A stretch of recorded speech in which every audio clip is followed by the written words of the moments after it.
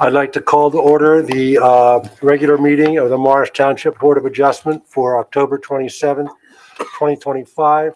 The legal notice required in accordance with the Open Public Meetings Act has been satisfied, and a statement certifying same will be executed. Please join me in the Pledge of Allegiance.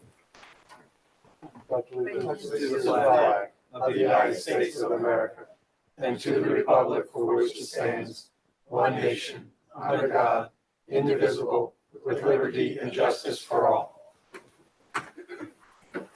Okay, Ms. Santiago, roll call. Yes, Mr. Chairman. Mr. Goldberg. Here. Mr. Trachtenberg. Here. Mr. Williams. Here. Mr. Schuster. Here. Mr. Benoit. Here. Mr. Kramer. Here. Ms. Pulara. Ms. Simmons. Here. Mr. Woodford. Here. Mr. Oler. Here.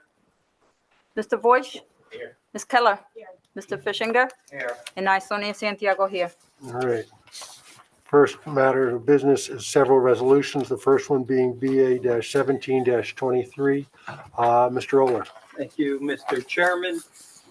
This is a memorializing resolution with respect to the application filed by Michael Ewing on property at 40 Springbrook Road, who applied to the board for bulk variance relief to permit the construction of a garage addition, to widen the garage, and to construct a vertical addition to add a second floor above that garage to an existing single-family dwelling. The application itself was modified several times during the course of the hearings.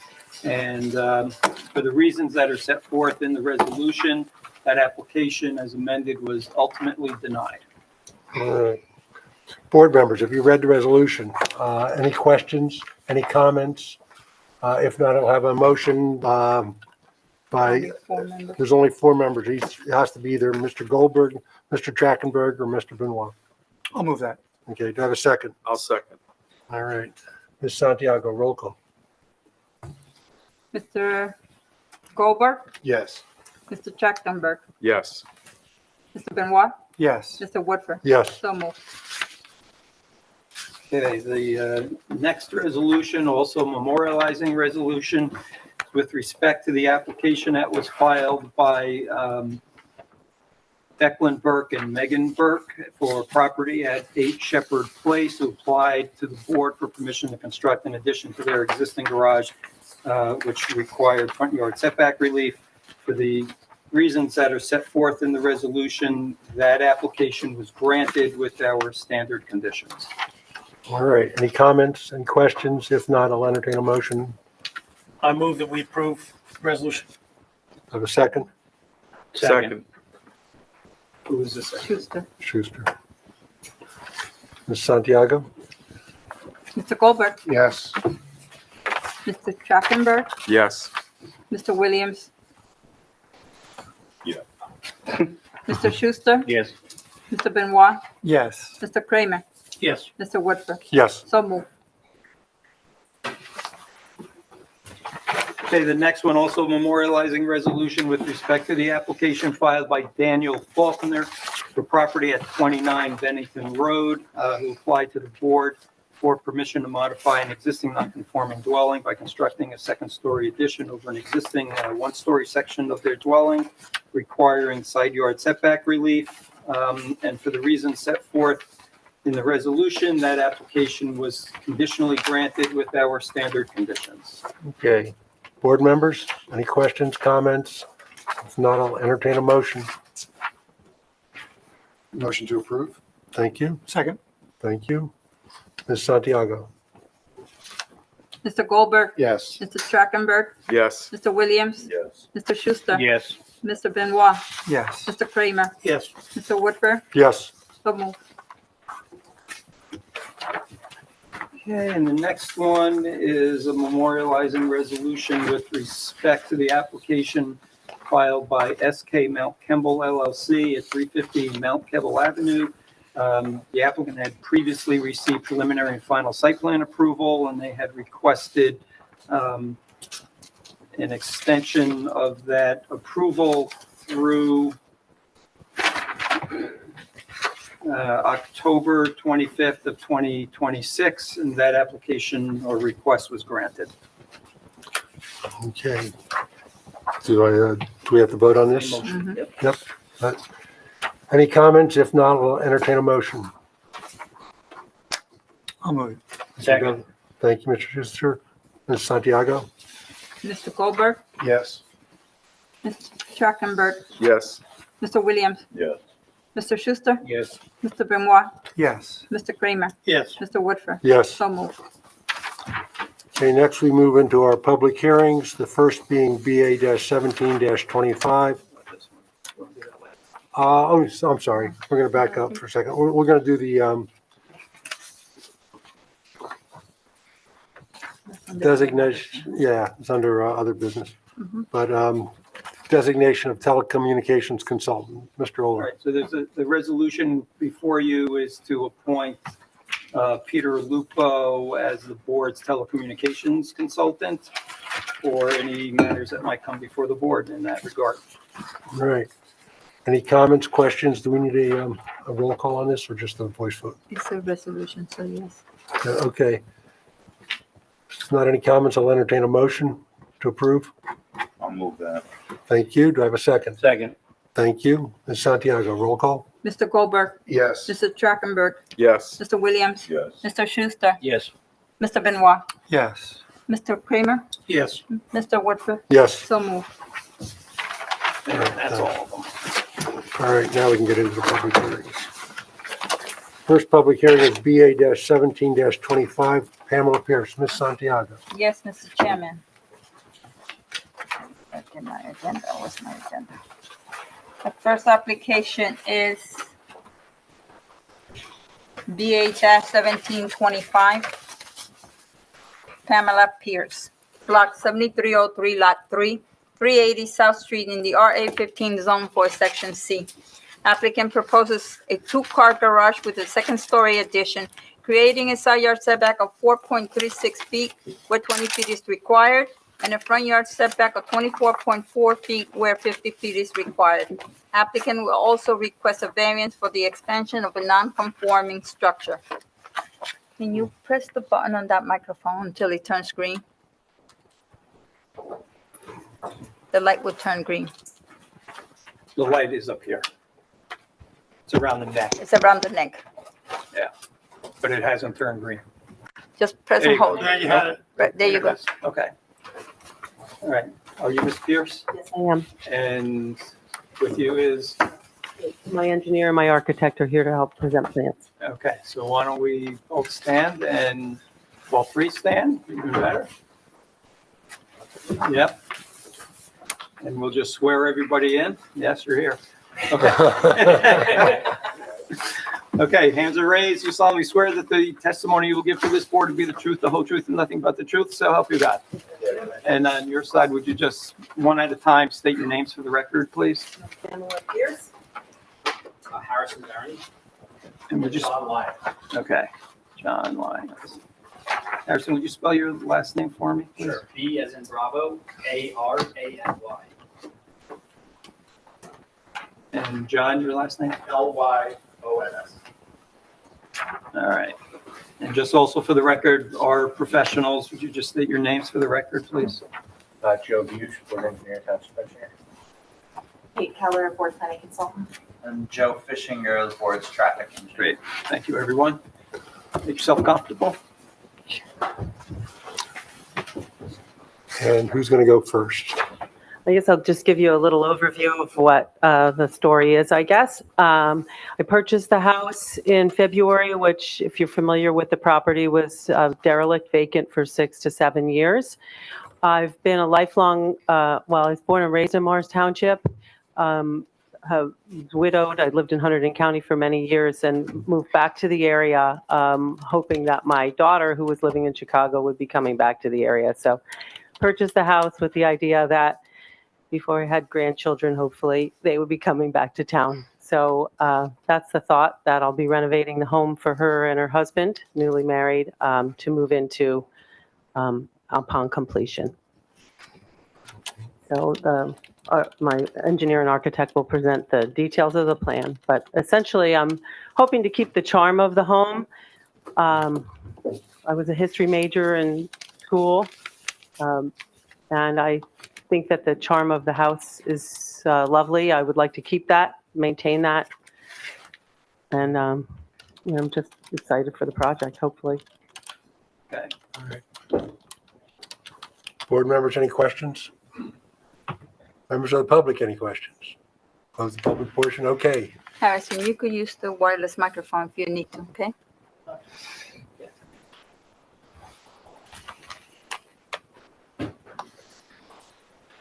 Is it on? Okay, press the button in the bottom. No, press it. Press the button on the bottom. The bottom. Is it in the bottom? Press and hold. I can just use this. There we go. Hello? There we go.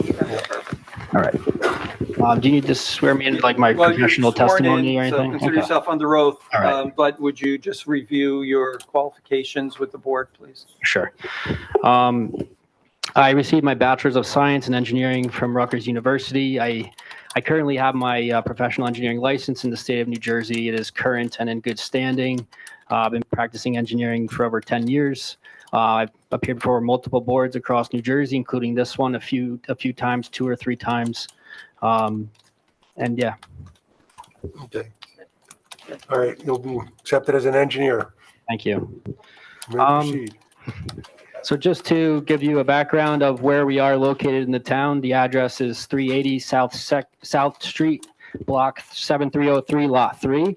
And the plans that I'm presenting today are dated July 18th, 2025 for reference. The property is located fronting on South Street. Is also County Road 601, across from Pear Street, directly across the South 2nd Street. We are located in the RA 15 zone. And directly behind the property is the John W. Ginty Recreation Park. There's ball fields, tennis courts there. And surrounding the property is other residential uses. And diagonally across the street is a commercial property. I believe that's for lease or rent right now.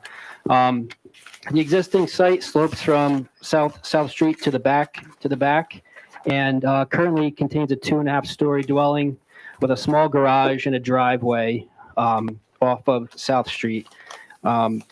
There currently is some vegetation in the backyard, some trees. We do not plan to remove any trees.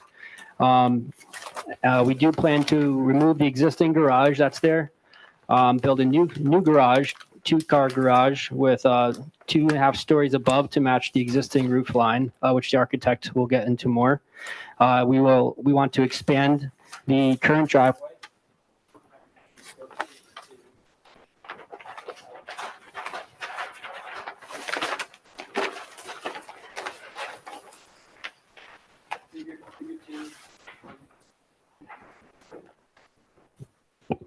Figure 2 shows existing conditions on the left side of the plan with items to be removed outlined in red. And to the right of the plan is our proposed conditions. As you can see, the proposed garage shaded in gray. It does contain a overhang, which is counted into building coverage. The town, anything 2 feet or more in overhang counts towards building coverage. We'd have accounted for that. Around the garage, we are planning to build a small retaining wall, no more than. It's going off. I'll just use this. We are using, as I said before, we are constructing a small retaining wall, no more than 4 feet in height, around the garage, just to help with existing grades of the neighbor, as well as the driveway grades that we're proposing. And as far as impervious coverage and building coverage goes, we are compliant with building coverage, impervious coverage, and building height. What we are seeking are 2 variances for front yard setback, where 50 feet is required, and we are proposing 24.42, but that is the existing structure which we are not touching. So that's a pre-existing non-conforming variance. The second variance is a side yard setback, where 20 feet is required, and we're proposing 4.36 feet, which is the existing house. The addition of the garage will be a 4.56 foot setback, so that's also a variance. However, the existing house is more close to the property line than the new garage will be. I'm sorry, what's the garage at again? The garage will be 4.56 feet. So on our plans, we list both. So 4.36 is currently existing is the worst case. 4.56 is the garage. The building height measured from average grade around the building, as well as 20 feet off of the building itself. That's how the building height was measured. And as I said before, we are compliant with that. In regards to stormwater management, the project is not considered a major development. Therefore, we are complying with the requirements for a lot grading plan, which is you have to retain or hold 3 inches of rainfall over the additional impervious coverage that you're proposing. So that comes to 177.25 cubic feet that were required to detain or retain on site. And we are proposing a storm tech chamber system, which is essentially an arched pipe that will infiltrate into the ground, and that is providing 197 cubic feet of storage. So we are complying with the stormwater requirements for a lot grading plan. And then I wanted to speak on, there was a comment, I believe from the engineer, to prepare an exhibit, or it was requested of us to prepare an exhibit with showing the flood hazard area and any, wetlands or anything that were around the property. And I just wanted to state that we did call out a flood hazard area on our title sheet, which was the previously effective map from 1981. And since then, FEMA has adopted preliminary maps dating back to February 2016, which to my knowledge have just become effective in August of 2025, so very recently. And so we prepared an exhibit which is shown on the screen for you today. I can also come to it. Why don't you highlight it? It's working now. Do we have a hard copy of that? I have a single large copy. I don't have any handouts. Okay, I just wanted for the file, we're gonna Yeah. mark that one, okay? Here's a copy. So just for the record, this one will be A1 with today's date. It's entitled Environmentally Sensitive Areas Exhibit.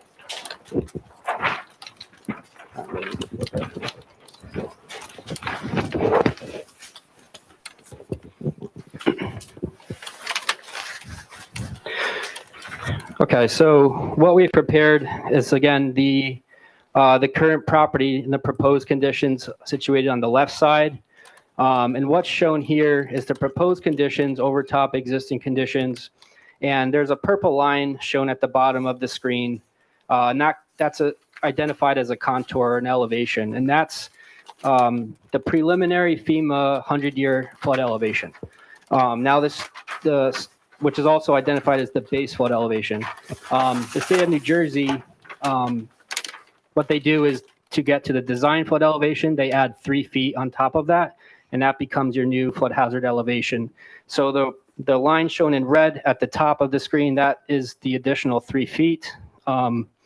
It's just showing essentially the limit of the flood hazard area based on the preliminary flood hazard maps provided by FEMA.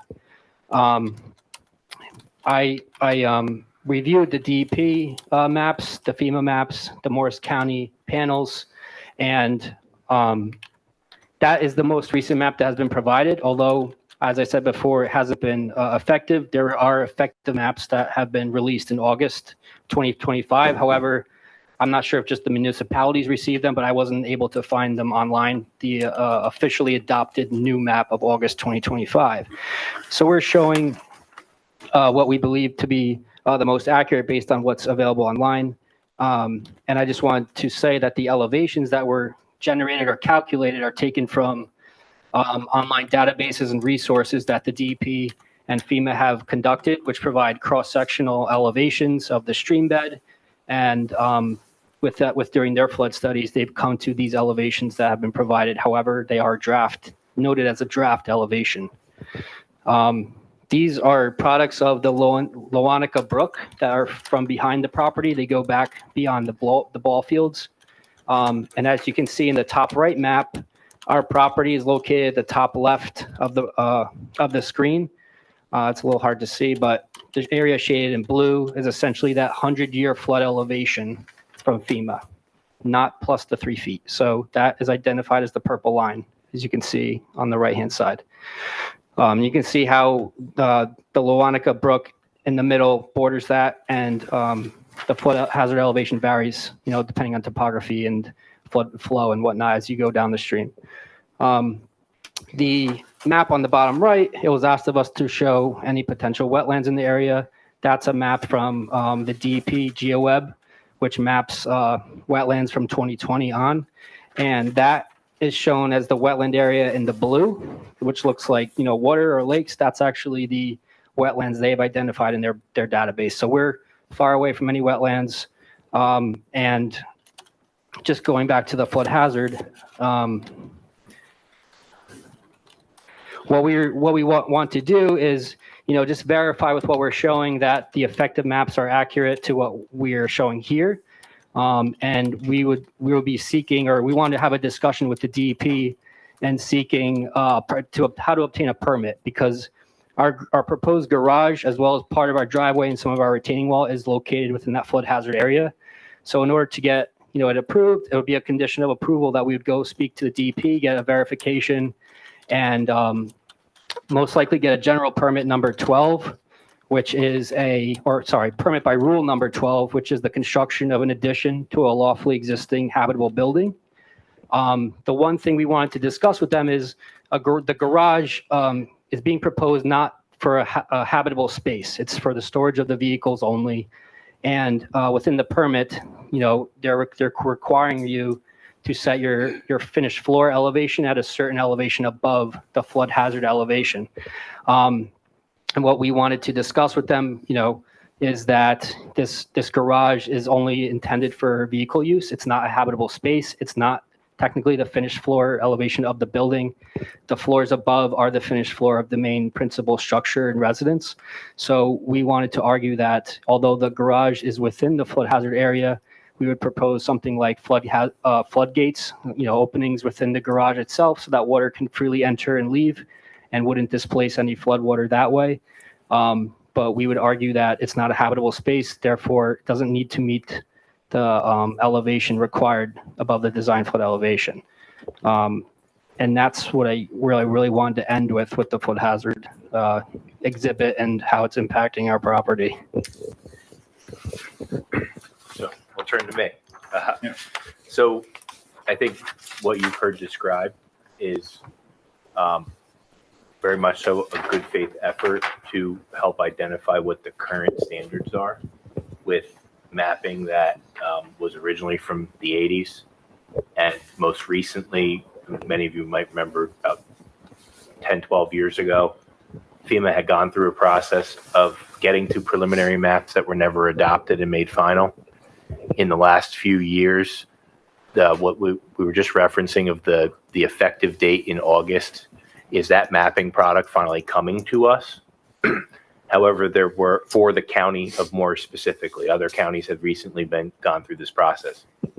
In our county, there was a correction where there were certain errors identified in mapping panels that affected communities surrounding us. It doesn't appear that our map panel was affected, but there is some continued lack of clarity as to how the government shutdown affected FEMA's adoption of those maps. And so while they are intended to be effective as of August, I don't believe they've been fully codified, for lack of a better term, at the federal level. I think the efforts by the applicant and their engineer and testimony are a good faith effort to ensure that whatever is done here meets a current standard.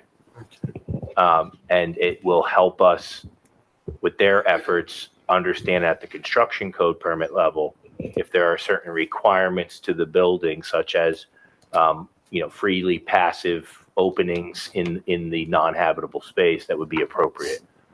The related to that would be that a permit by rule is an approach that it's somewhat to what it sounds like. You obtain a permit because you're entitled to it, because you meet certain conditions. It's like a conditional use in our code. You meet certain conditions and you fit within that box, so you're essentially entitled to give yourself the permit. And if you go along that route without meeting with DEP, your interpretation is the interpretation. I think the good faith effort to talk to DEP in a pre-app meeting allows that if there is a misunderstanding of those regulatory areas and the elevations, it gives us all an opportunity to make sure it's built correctly. Okay. And I think that it being a garage, non-habitable on the first floor, allows us a certain understanding that what they're proposing is appropriate at this location in this edge of the floodplain, so to speak. Right. And they are right at the edge of the floodplain. Yeah, so the floodplain as proposed in the current mapping by FEMA is, I believe it's roughly 285. What's the elevation? It's 283.8 is 100 year. 283.8, so Yeah. 283.8 to 4. You would then add from the 3 feet. Now, you used to always add 1 foot to get from FEMA to DEP after the inland flood protection rules a couple of years ago, and with the NJPAC rules, right? You increase that to 3 feet, so you added 2 feet on top. That's the difference between kind of that purple line and the red line you see in their exhibit. Right. That's adding to the state standard, and that's where the structure is now involved in that floodplain discussion, as opposed to just what would have been areas of very minor grading in the yard are now, inclusive to the structure. And I think the approach that they're taking for permit by rule is an applicable approach. It's permittable that way, and going to DEP to reinforce it is only kind of the best practice by us all. Okay. So moving on from the highly technical floodplain side of things, I did have a question regarding the setbacks. So on the side that is, let's see, the south side of the property, the south side yard, I did follow your existing 4.36 setback and then a proposed setback that's slightly larger than that. So exacerbating that existing nonconformity with more massing in the side yard is the variance they're seeking there. But the opposite side yard, if you could just clarify where that measurement is taken from for the combined. Sure. Because I believe our code requires we look at the stairs and the landing. Just Yeah, we do have a setback to the landing. I just want to double check that was the sum of both numbers here. okay. 59.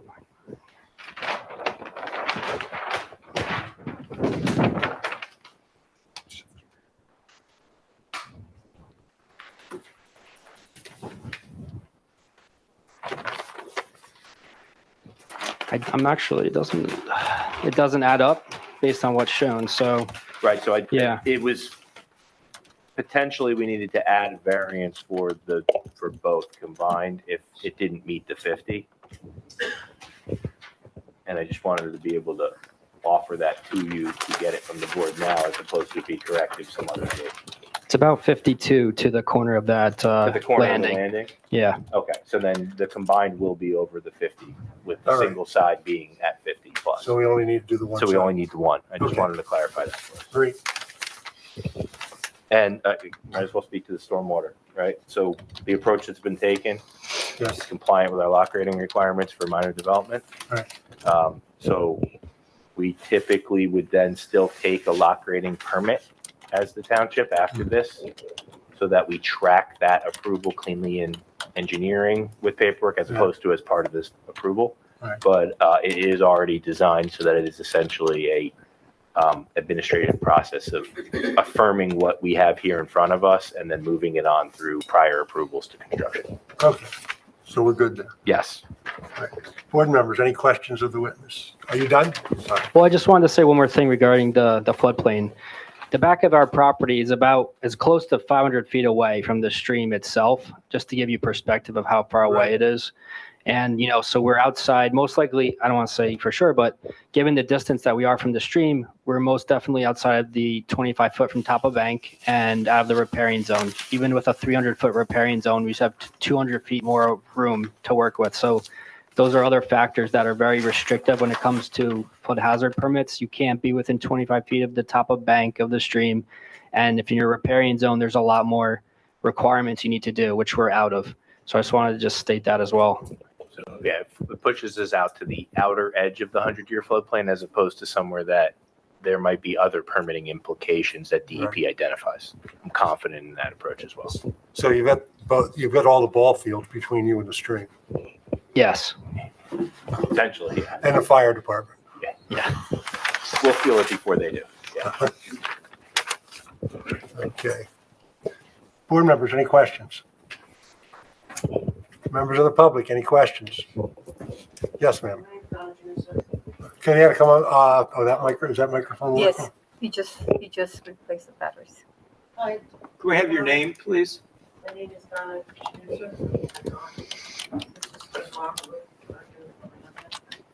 So, So, I'm sorry, but would you spell your last name, please?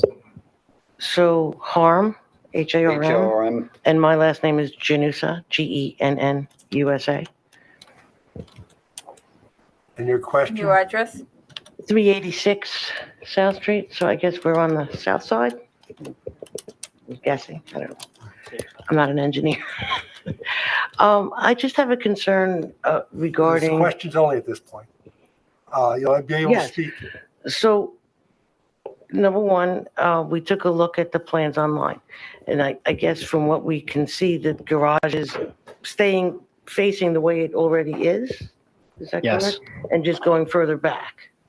Yes, the footprint's gotten So- larger towards the back of the property. So our major concern for me is water.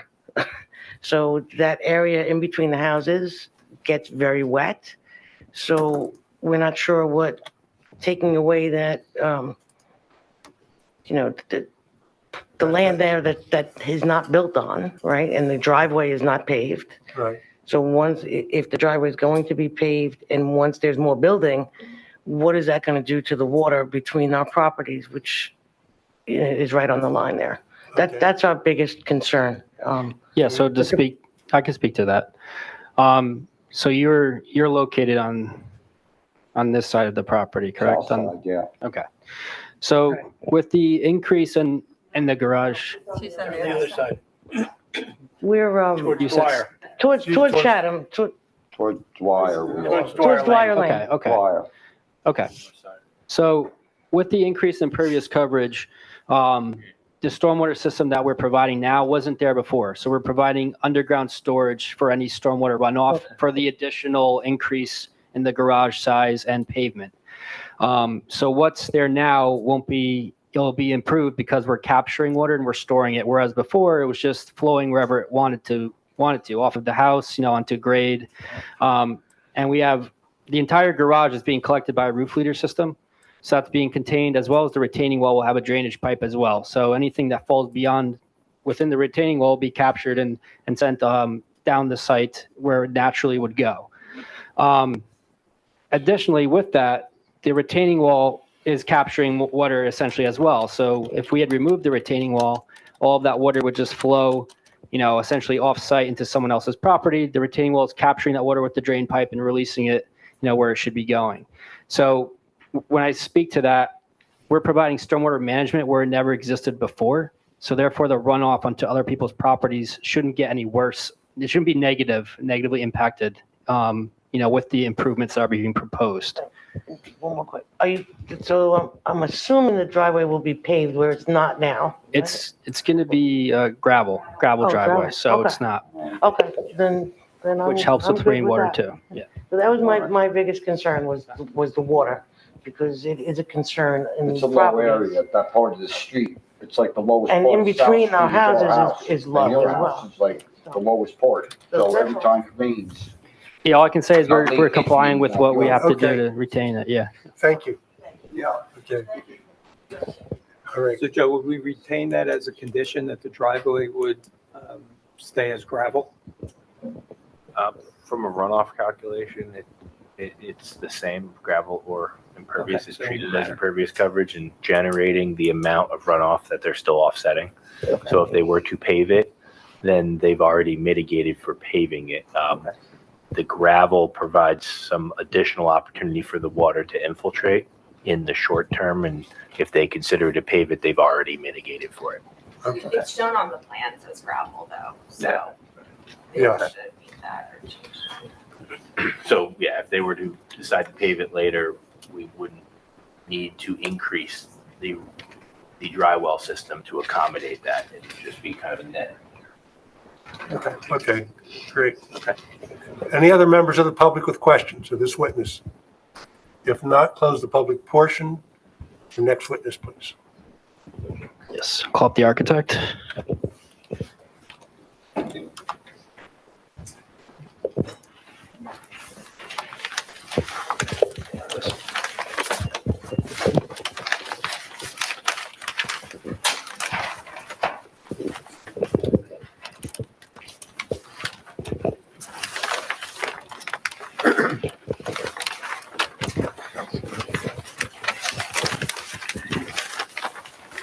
Did you want to review Yes, qualifications? would you please review your qualifications with the board, please? Sure. My name is John Lyons. My firm is Lyons McConnell, which is at 27 DeHart Street, Morristown.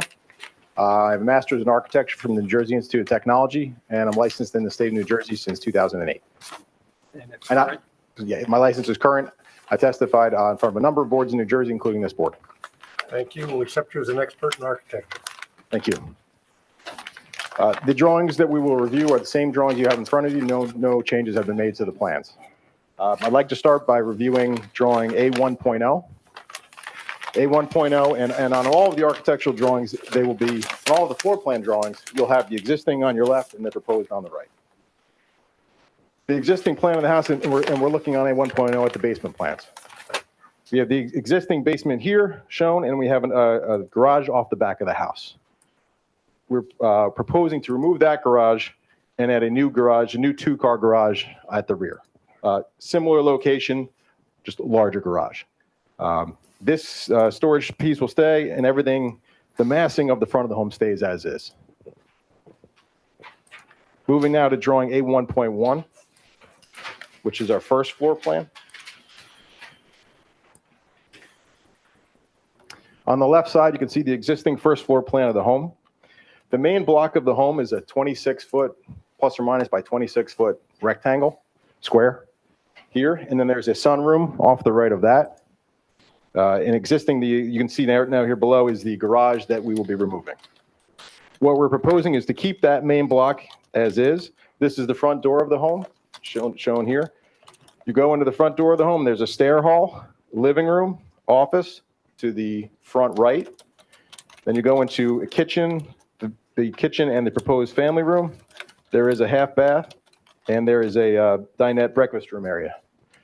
The breakfast room area will have an entry off here with steps, masonry steps going down to grade off the right side of the home. That's towards the driveway, is that correct? Correct. Yeah, so South Street is here, running here, Right. and the driveway will come along the right side of the home and down to the garage underneath in the back. Okay.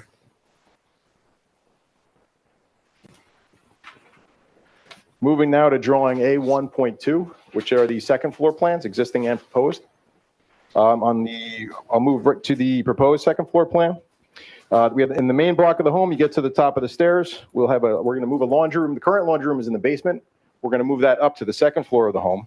And then you will have one bedroom. You'll have two bedrooms with a shared bath. And in the rear, you'll have a third primary suite with a bedroom, bath, and closets. The existing home is 3 bedrooms, 1 bath on the second floor. The proposed will be 3 bedrooms, 2 baths on the second floor.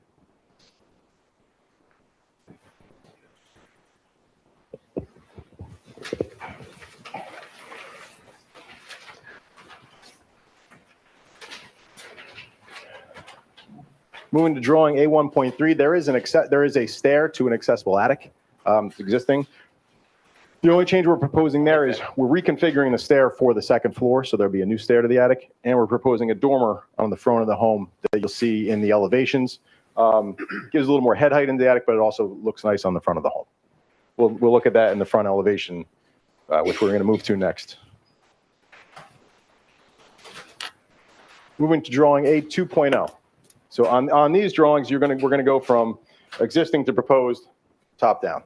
So this is the existing front elevation of the home, and this is our proposed.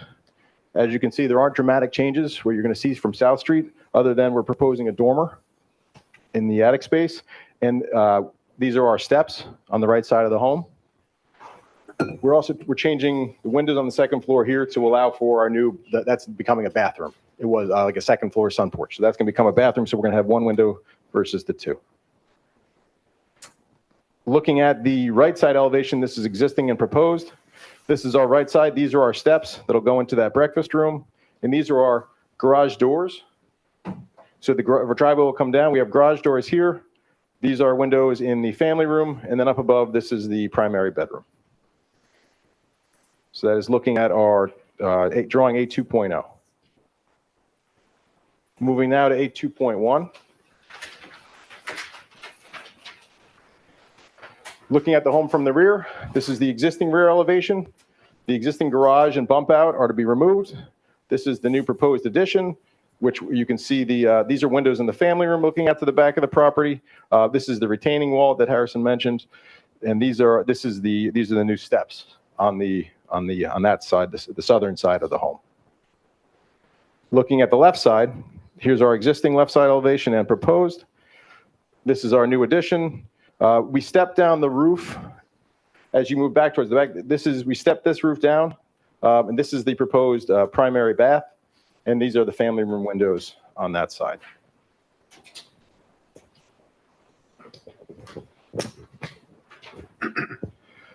Just to reiterate, we have two variances. One is for the existing side yard, which we are matching, or we're at 4.56 which is the back corner of the garage. That's at that 4.56.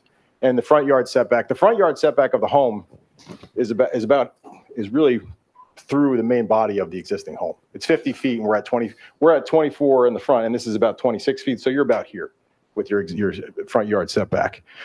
There are a series of homes right there on South Street that are set pretty close to the street. But what I do want to point out is that the home we're proposing is dramatically undersized for what is allowed on the property. The allowable building coverage is 20%, and we're at 7.9. So we're below half, somewhat substantially below half. And the allowable coverage is 45%, and we're at 16.1. So what the home we're proposing is not too big of a home, and we're not covering too much property. What we're dealing with is a hardship for where the existing home sits on the property as it stands, as it was built.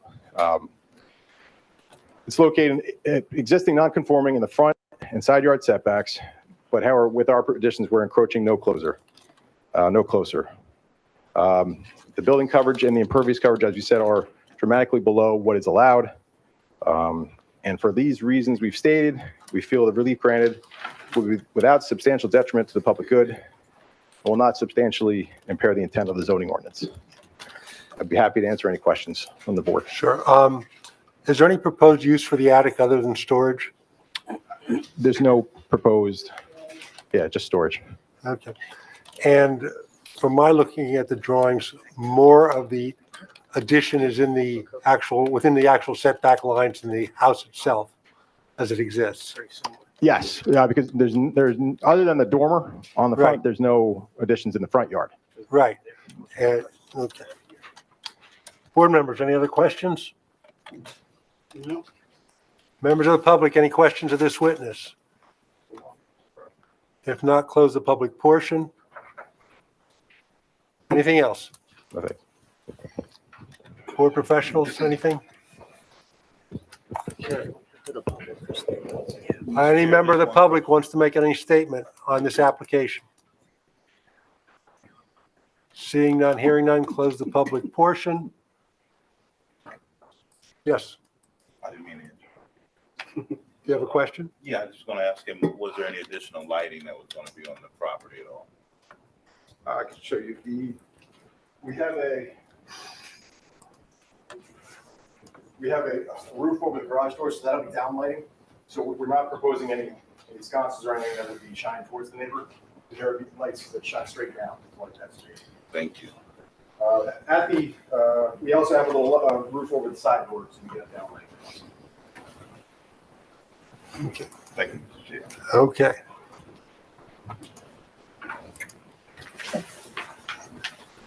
All right, so board members, any comments, questions? If not, I'll entertain any kind of motion. I feel like this application is, you couldn't put an addition on this house more in keeping with the house itself, and given the setback lines that exist, that probably 80% of the existing house is outside the setback lines. More of the addition is within the setback lines than out of it. So I think it's a good proposal, and I'd be in favor of it. I'd solicit any other opinions. I agree with you, Mr. Chair. I also like that the applicant took into consideration the water, and made preparations for it, for any additional water that comes out with the neighbors and what have you. So I would also be in favor, and actually, if there's no other comment, I'll make a motion that we approve this with the with any restrictions that we may have. Would we make it conditional on DEP approval or? It's one of our standard conditions. Okay. Yes. All right, I'll second his motion. all right. Roll call? Mr. Goldberg, Yes. Mr. Trachtenberg, Yes. Mr. Williams, Yes. Mr. Schuster, Yes. Mr. Benoit, Yes. Mr. Kramer, Yes. Mr. Woodford. Yes. So moved. Okay, So I'll have that resolution for you at the next meeting. this goes to you.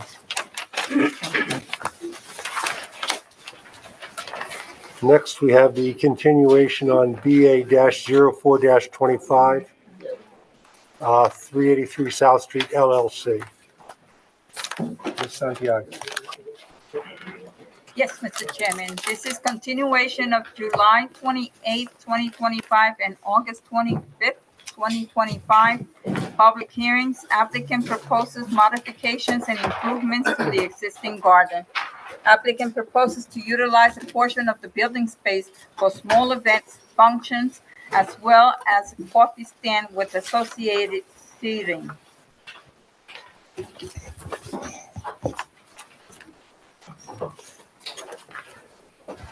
Good evening, Council. Can we have your appearance, please? Good evening, Mr. Chairman, members of the board. Nice to see everybody. For the record, Larry Cali on behalf of the applicant.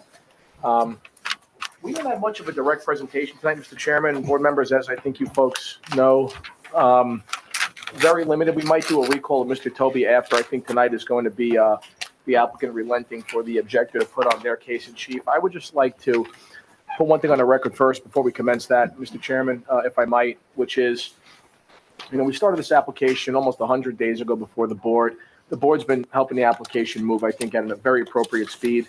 But it was about, I did the math a short while ago. 63 days ago, we were last here, and it was 63 days for the objector to issue a planning report. We got it tonight. I think that could sometimes be a delay, and folks are busy. Here, I know it's a strategy with an objection, right? That's sort of chapter one of the manifesto. Didn't we implement a rule that you're supposed to have those, any planning report in 10 days in advance, so to give out all parties an opportunity to review it? I think the board did, and, but all that said, and I'll leave it to the board whether or not to let that be entered into the record for this evening's purposes for the objector's case in chief. But from our perspective, our request is that, we present the objector's case with a respect for expediency of the process. We expect the objector to process their case efficiently. It took us, let's say 20 minutes for our traffic engineer to testify. Their consultant shouldn't be 3 hours. I think anything like that would be outside the course of normal practices. So our ask is that they do so in a bona fide, efficient manner this evening. And our limited testimony might be a recall of Mr. Toby, and then we intend to sum up, Mr. Chairman, time permitted. Okay. Do we have a copy of the report? Yes, it was sent by email today. Oh, I didn't see it. Yeah, it was a little later, around 4:30. Yes. Oh. Yeah. I was cooking dinner. Now, you can have my copy if you like. You want me to run? I'll go make some copies. Does did everybody else get it? I got it. I got it. Yeah. Okay. It's not terribly long. I mean, I think we can get through it pretty Sure. quickly, and that rather than say we don't want to hear the testimony, I think we want to move it Okay. along, and it's a short report. Okay. All right.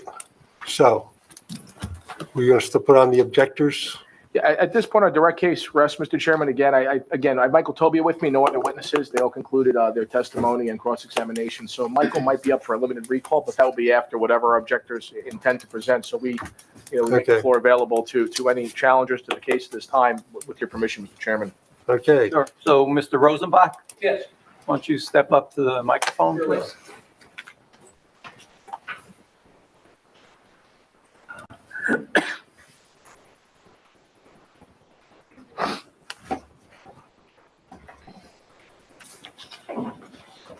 This one? That works, sure. And just your appearance, please? Sure. My name is Phil Rosenbach. I'm from a law firm, Berman Rosenbach LLC in Bernardsville.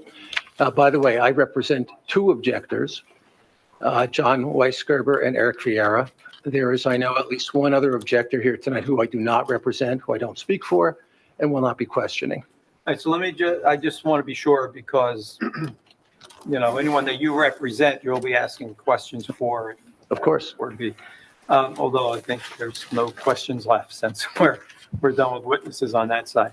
So you have Mr. And Mrs., is it Weisgerber? Weisgerber. I believe it'll be only Mr. Weisgerber and another neighbor, Eric Vieira. Okay, and your email had, or something I saw said Guy Benaharan? He will not be testifying. He's my client, but he will not be testifying. Okay, so we're going to hear testimony from John Wessenberger and Eric Vieira. As well as. Okay. As well as a civil engineer named Mark Prisvet, a wetland scientist named Darren LeBrake, an acoustical engineer named Jack Zabura, and the planner who has already been referenced named Alexander McLean. And I assure you, we've had no interest or intent to prejudice the applicant or delay things. We all just got hired. Okay, well, let's bring your first guy up. Then I call John Weisgerber. Eric, you're going to come up and do computer? You could use this microphone over here too. Okay.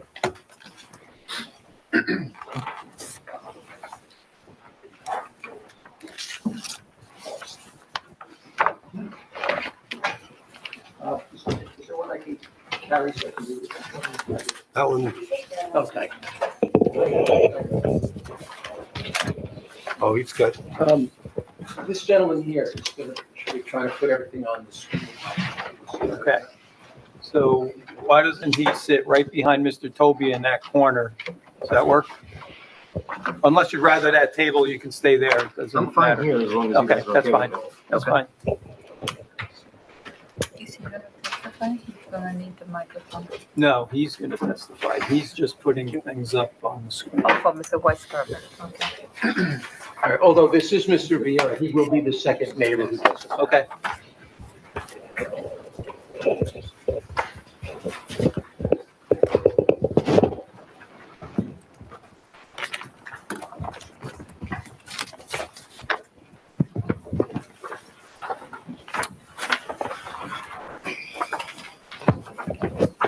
thank you.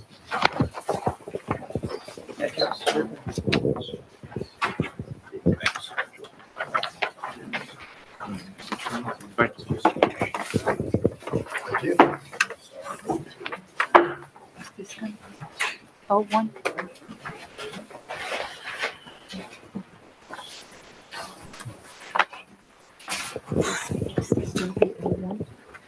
I don't know. Let's find out.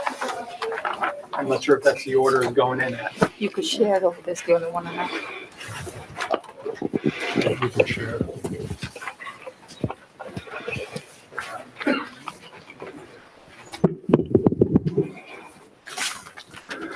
Good evening. My name is John Weisgerber. I'm a resident and property owner.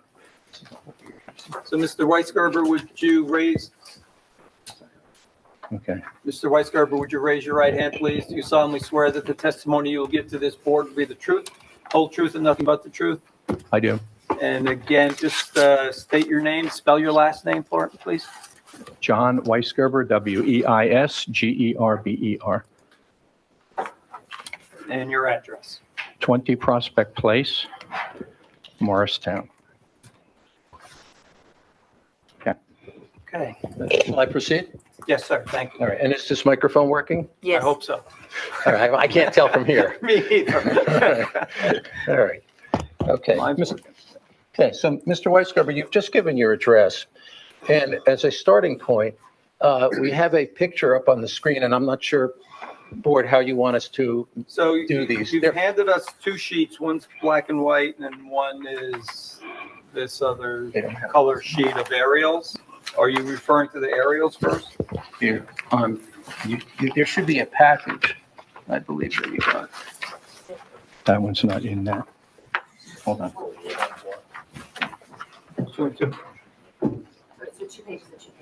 Yeah. I'm just getting to if I'm marking these separately or what. So I just want to mark these, right? Yeah. So if we're going to talk about the color aerials first, then I'll mark it O1. We are talking about the one, for the moment, the one colored aerial that is up on the screen. Okay, so since this is stapled, do you want this O1 to be a 2-page exhibit and we can talk about page Mr. 2? Oler, I think it'll just be easier to take it apart and Okay. we'll mark them separately when the All time right, comes. so we're going to mark that first thing they have up on the screen, the aerial of the property is O1. That'll be Okay. fine. And in the bottom right corner, it says OXE-03.1. That's the one, right? Yes, and that was my client's optimistic self-marking of these as exhibits. Okay, so that is exhibit O1 with today's date. All right, thank you, Mr. Okay, Oler. thank you. Now, Mr. Weisgerber, let's go forward. First of all, can you explain to the board what this is a picture of, and also where you live on this picture? 20 Prospect Place is the brown roofed house at the lower left All right, corner of the so- screen. So if I were to go here and point to the screen, or if you point to the screen. Right here. All right, it's the one with the car in front? Yes. All right. And can you describe where that is in relation to the applicant's site then? We are about 150 feet from the end of Prospect Place. Prospect Place is a dead-end street that abuts the site of South Street Gardens. All right. And in fact, you're on a dead-end street, correct? That's correct. And so how does one get to Prospect Place if one wants to? Mr. Chair, before we continue, can we authenticate these aerials, these drones, who took the drone shots and what their dates of? Sure, and when they were taken. Sure, You do that? sure. Could you This, provide that this is information? this drone shot that is the color picture is from August 18th. And who took the picture? Oh, gosh. I don't remember his name, tell you the truth. All right, but, are you able to tell us that this accurately represents the property Yes, as of August 18th? correct. And pardon me, I just don't know, do I formally move exhibits into evidence? Can you use the microphone? Thank Do you. I formally move exhibits into Let's evidence? do that when you're done with all your exhibits. That'll be fine. We'll accept them. All right. Okay. All right.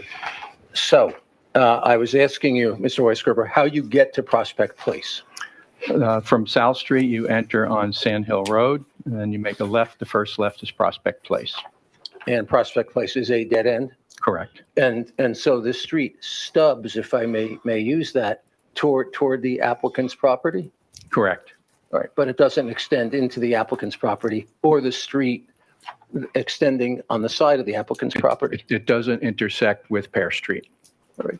Now, how long have you lived at your present location? I bought the property in 1975 and built my home in 1976. And could you, in a general sense, describe describe your neighborhood in terms of how noisy it is in a general sense? It's a very quiet neighborhood. Do you hear South Street traffic? No, Do you hear Route 287 traffic? not that much. We hear it as like a steady drone, 287. There's the office building where the school used to be. Do you hear noise from there? No, Now, from 1975 on until recently, when Glendale Florist was in operation, what noise did you hear from Glendale Florist?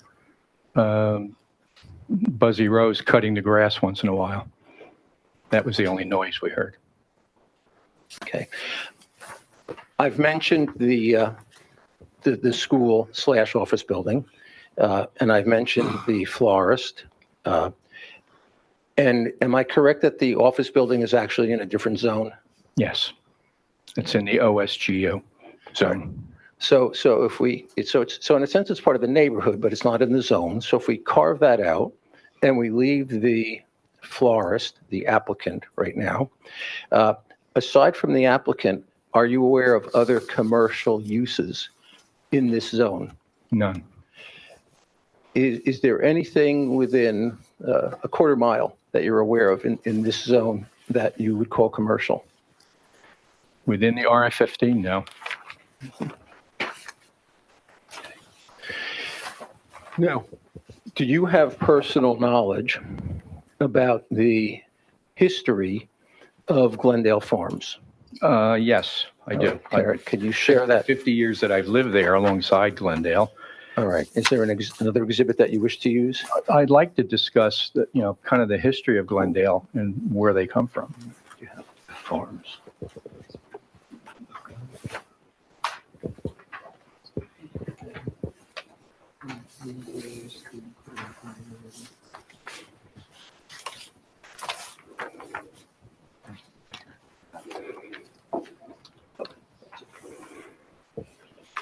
Okay, we've put up what I will mark as O2. And could you just describe what it is and where, first of all, where does it come from? Where does this come from? This comes from a program called Historic Aerials that I subscribe to. Basically, it's aerial survey photos that have been taken as early as 1917 to the present. When you say you subscribe to it, you mean as a hobby or do you mean as part of your profession? I use it as part of my profession. And what is your profession, by the way? I'm a consultant. What type of consultant? Engineering consultant for building systems and planning. And is this, so this system that you subscribe to is something that you're very accustomed to? Yes. All right. And does this photograph have a date? This is 1963. All right. Before your time? No, it's not before my time. I was born in 1948. Before your time on the street? Before my time on the street, yes. All right. It's a partial shot of Morris County, 1963. And what have you highlighted on this photograph?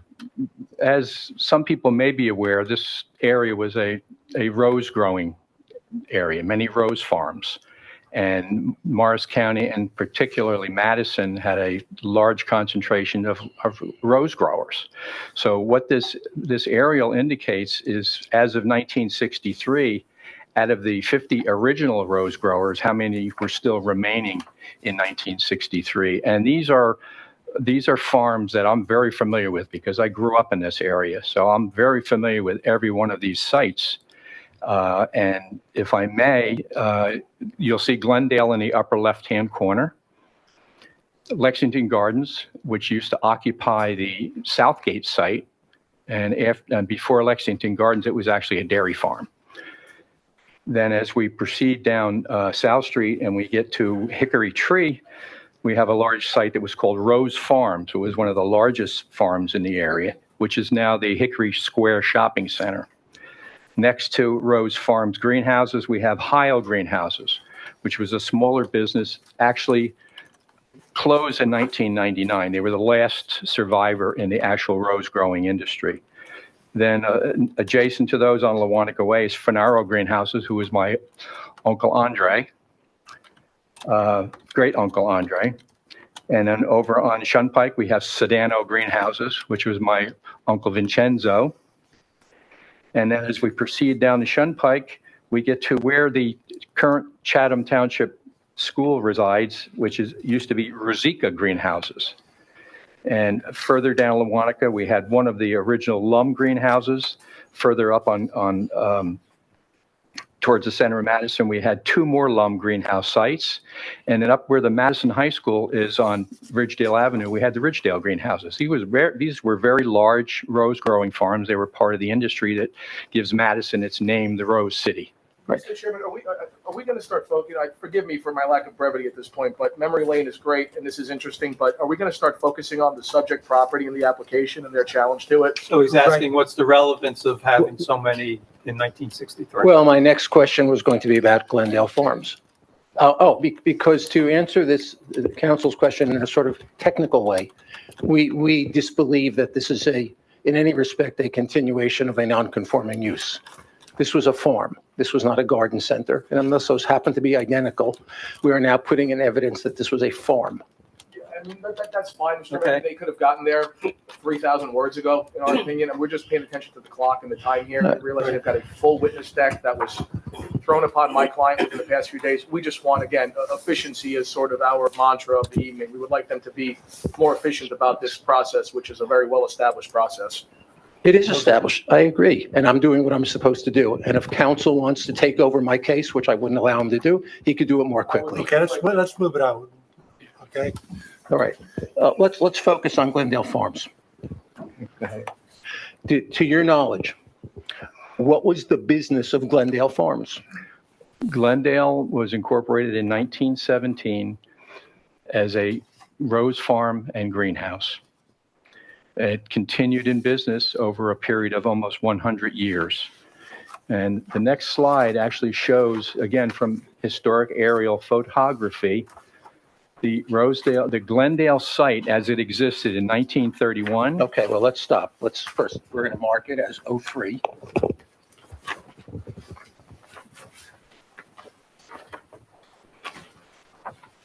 All right. And where do these photographs come from? Historic aerial photography. The logo is actually in the upper right corner of The same source that you've described before? Yes. And the same source that you use professionally? Yes. All right. And Is that historicaerials.com? Yes.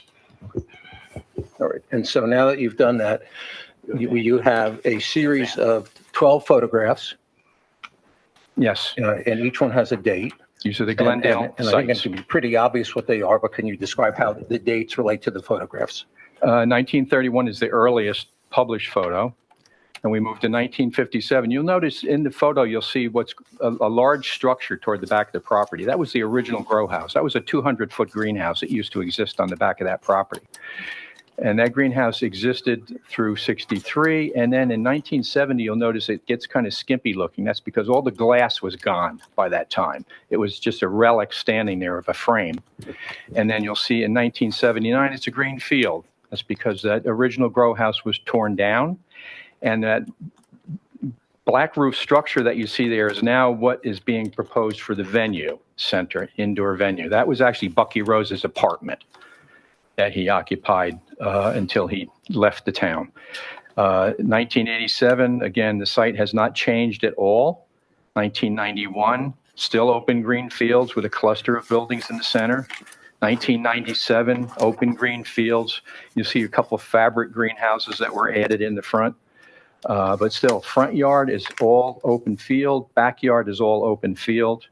2002, same conditions. You see the fabric greenhouses do change a little bit over time, but essentially the site does not change from year to year.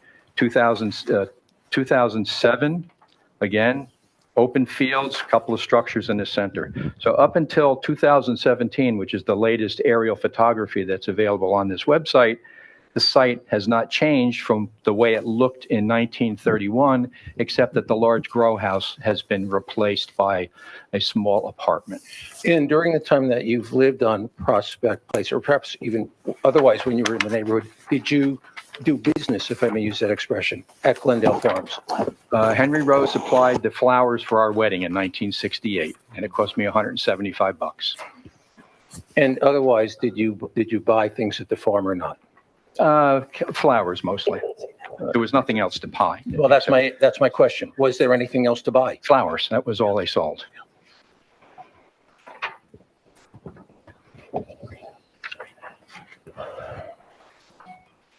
Is there anything else that you can tell the board pertinent to the history of Glendale Farms, or are you done?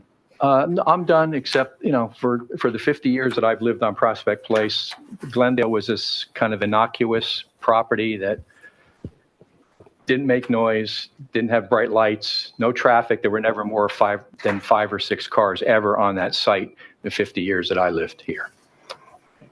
How did you find out about the present application? You do live within 200 feet, correct? Yeah, I was notified eventually. Well, what do you mean by eventually? We were on vacation beginning of July from the 4th to the 17th. And when I returned from vacation, we went through the mail and I found an envelope, registered envelopes, stamped, delivered on July the 8th, and the envelope was empty. It was a certified empty envelope. And what did you do with that certified empty envelope? I saw that it came from Cali Law Firm, so I contacted the law firm to find out what I was supposed to receive, and the girl was very apologetic, and she said that it was a notice for a public hearing, and I requested that she at least email me the notice so I knew what I was dealing with. So that was on the 14th of July. That day, my brother-in-law passed away suddenly, so we were kind of consumed by funeral arrangements and services for the next week to 10 days. So I never saw that particular email until I got back to my office, and that was on the 28th of July. And That was 2 days after the first hearing in this application? yes. So I never got to visit or attend the first application, but I did download the video and watched the 3 hours of testimony that took place during that first meeting. So I heard the planning testimony, the architect's testimony, the engineer's testimony, the traffic consultant didn't show up till the next meeting, but we heard, quite a bit of testimony. At least I was able to absorb what took place. Now, you understand that this application is calling for the expansion of a garden center, right? Yeah. I don't believe it's a garden center, but. All right, well.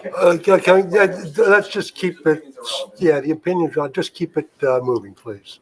And the addition of something called a coffee shop?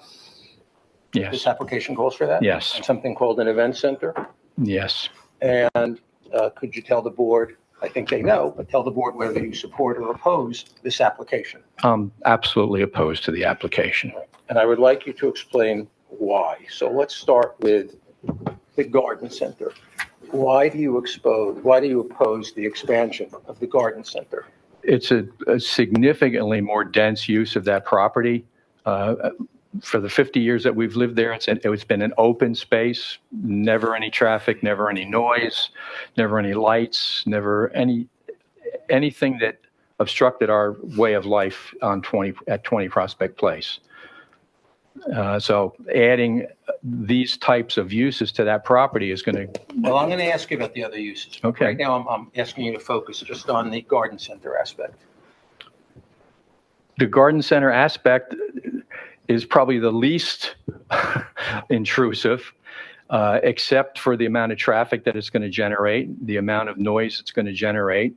We hear tractors running in the middle of the night already. Bright lights on at 4:30 in the morning, trucks coming in and out of the site. That's what we're experiencing already. So certainly we don't favor this type of an operation in a neighborhood that's been a quiet, peaceful place for us for the last 50 years. Right. If I may, let's go back. Can we go back to 01? 01, the first exhibit.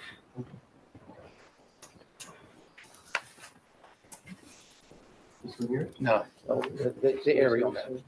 The first map. Okay, so when you've been talking about lights, can you use this exhibit 01? And we've already pointed out where your house is, and we know where the applicant's property is. Mm-hmm. Can you describe for the board what lights you're talking about? There are floodlights on the front of that gray building, the event building. All right, so. That actually shine right up Prospect Place. All right, so you are talking about, oops. The large, bring it down. Bring it down. Okay. The event building. All right, and the event building is the peaked building? No, this is for that one right there. There are floodlights on the front of that building. In which way do those They floodlights aim face? right up Prospect Place. And there are no trees to obstruct it because they already tore all the trees down. Well, let's talk about that. What are you describing when you say they tore the trees down? Well, there used to be a lot of mature trees along the Pear Street right away, all the way to the back of the Southgate property. It was trees. Now, we could never see from Prospect Place into Glendale because there was a stand of trees on the end of Prospect. They're gone. Now there's some cattails and some other low vegetation here, and we can clearly see all the buildings and the lights on the front of those buildings shine right up Prospect Place. Now, another. Before we continue, Mr. Chairman, there's testimony from our civil engineer indicating there had been no tree removal. So I'm not You're sure. right. I remember that. So I'm just wondering, was it, you had no testimony about tree removal. So, I know what they testified to, but okay, all you so gotta do is what, go to can you the site. can you identify who removed the trees? I don't know who removed the trees. All I know is there's Or when they piles of were- logs or at when the they back were- of the site. When were they removed? Since, I would say since June or July, Since in the last few months? yes. And this picture was taken August 18th, you said, so can you point to where you think the trees were removed? Both sides, yeah.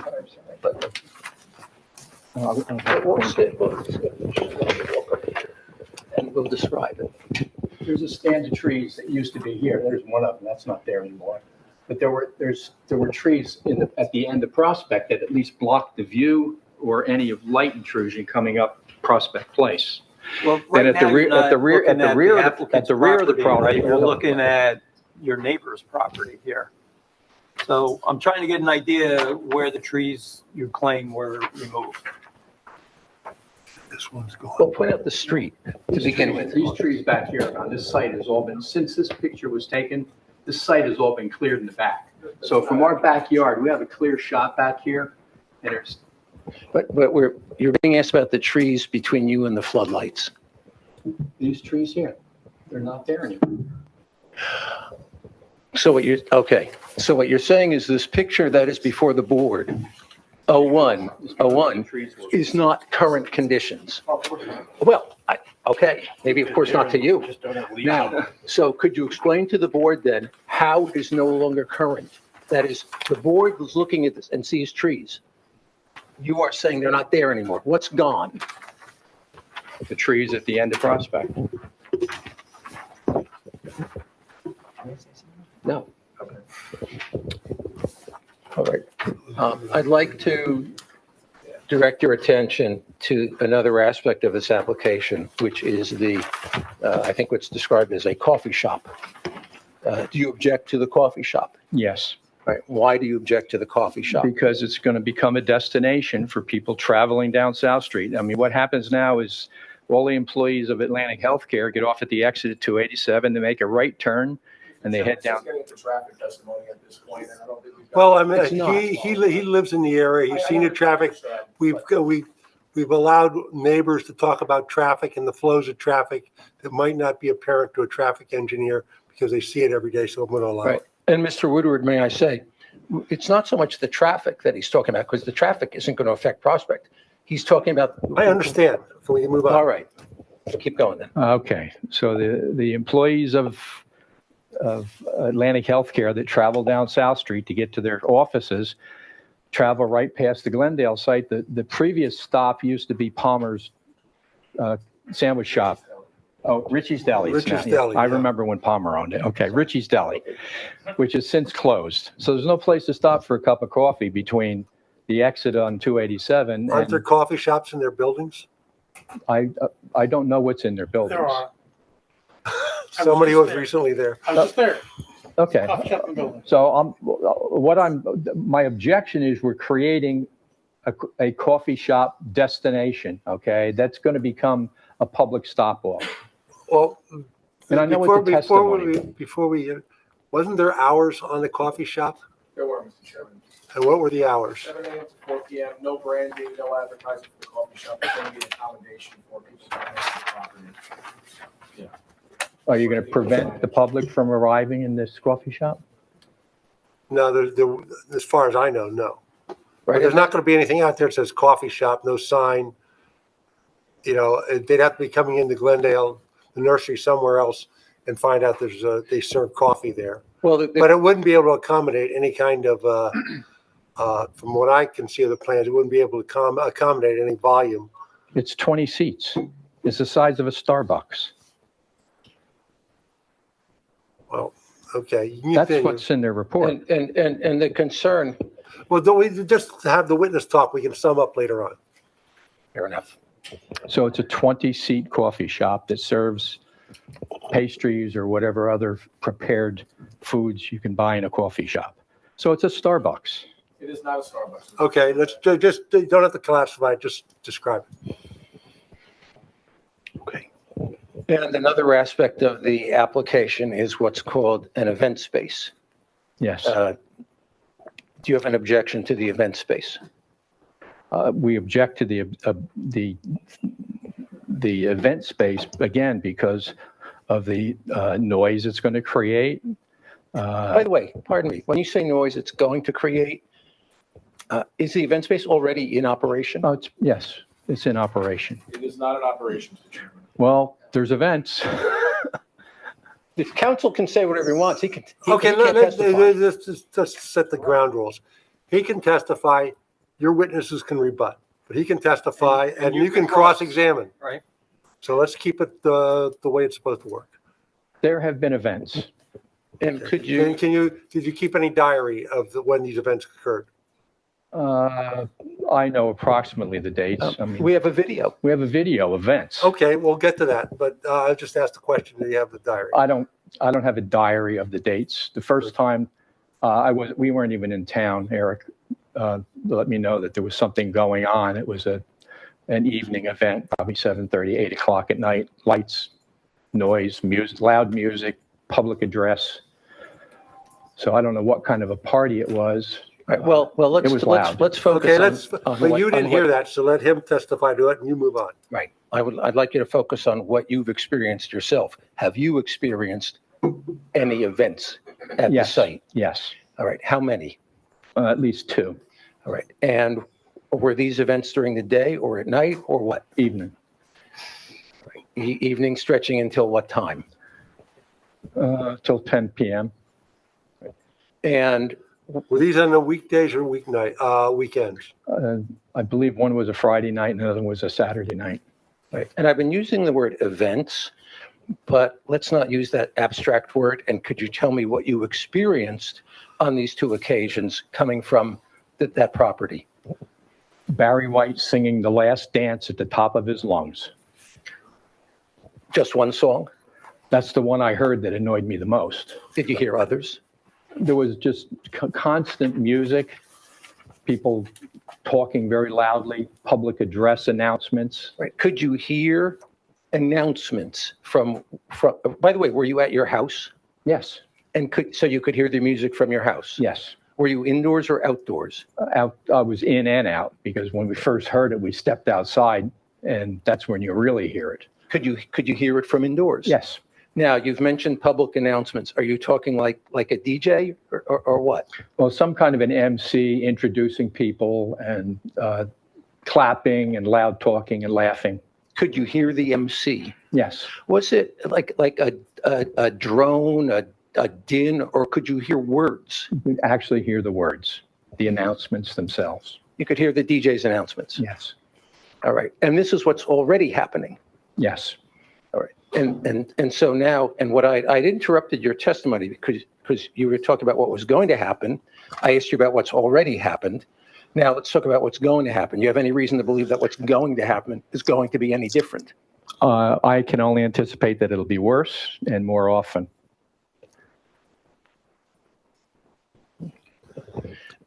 Their website is advertising this business already. They're probably booking parties. Just go on their website and take a look. Now, Mr. Weisgerber, as part of your preparation for, have you taken a look at the comparable sites that were brought to the attention of the board? Yes, I have. We didn't give them these exhibits yet, no. Oh, they don't have these yet? Okay. Does anybody have them? Not up there. How about council? I'm going to give them to you. Okay. Comparable sites.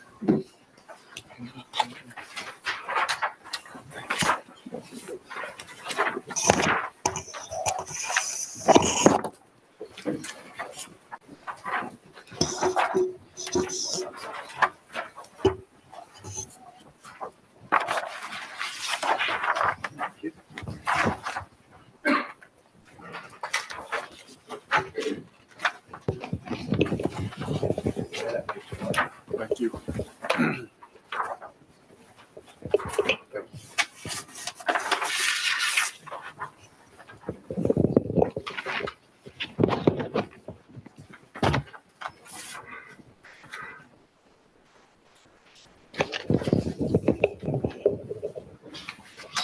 Okay, do we have one of these?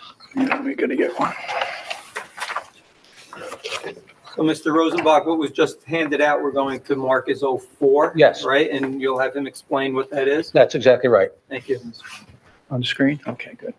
Okay. We may have handed them all away. So Mr. Oler, could you please mark yours as 04? I have it. All right, thank you. All right, so Mr. Weisgerber, you have on the screen what's been identified as 04. And these are pictures of 6 sites. And how is it that these 6 sites happen to be in this exhibit you prepared? The applicant's planner report actually named a total of 5 locations that had business operations very similar to what's proposed for South Street Gardens, to the extent that they were going to basically duplicate the type of services that are provided at these other locations, and that these other locations were comparable in their siting and the activities and the type of business that is conducted. But you have 6 pictures. The center picture with the red highlight is actually South Street Gardens. All right, so what was handed out is 2 pages. Yes, the first page is actually aerial shots, and then underneath each of those aerial shots, you'll see the hours of operation, the type of business that's conducted there, whether they have restaurant provisions, whether they host private parties, whether they serve alcohol. And it's very easy to obtain this. All you have to do is log on to those web addresses that I've put on the bottom of each of those pictures, and you can see for yourself. These are the sites that were given as example sites for the type of business that's going to be conducted at South Street Gardens. And you'll notice that the first site, Terrain at Stiers, this was one of the recommended sites. It's in a commercial zone surrounded by commercial buildings. Its hours of operation, even though they're similar to South Street Gardens, they don't do a lot of the things that are proposed at South Street Gardens. And as you go through each of the sites, you'll see J&M Home and Garden Center, which is located on Main Street in Madison. It's a commercial zone. The Black Shed. Backing up on J&M Home and Garden, doesn't the rear of it have houses along, was it Kings Road? Behind J&M? Behind J&M is Waverly Place, which is a commercial street. No, it's Kings Road. Oh, Kings Road. Waverly's in between, but Kings Road is back there, yes. And that's residential, correct? It's downtown. I don't know whether you distinguish between residential and commercial in a downtown zone. Obviously, there's apartments. There's probably residential. There's probably dwelling units within the area, but it's Main Street in Madison. You got storefronts with apartments on top. No, I'm talking behind it, behind the rear of J&M Home and Garden. I don't, tell you the truth, I don't know what's back there. Okay. The Black Shed is the next example business, and you can see that's out in the country surrounded by cornfields. La Serra Gardens is located on Union Boulevard in Totowa. Union Boulevard in Totowa is an industrial zone in the borough of Totowa, next to the Passaic River, or the Hackensack River. And then the last site is the Herbery at Bear Creek. That's the only one that's kind of in a rural setting, and it has a couple, look like single-family homes. I don't know if they're related to that property or if they are actually independently owned. To get a better picture, I think, of the area that these properties are in, if we go to the next slide, Eric. And could we, Mr. Oler, I don't know if you want to call 04A and B. So I marked it 04, consisting of 2 sheets, That's 1 of 2 and 2 of 2. Understood. Okay. All right. The one that's the sites. Yeah, just 1 of 2 and 2 of 2. Not all 4, right? Yeah,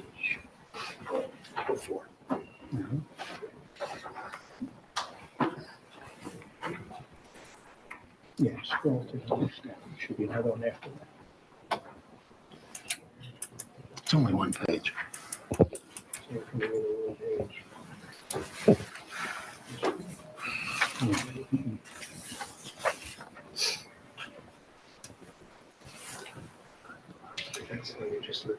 I'm sorry, it's not in our videos. It is in the exhibit that I handed to you, though, the Could we second borrow page. somebody's page two, so we can testify to it? Thank you so much.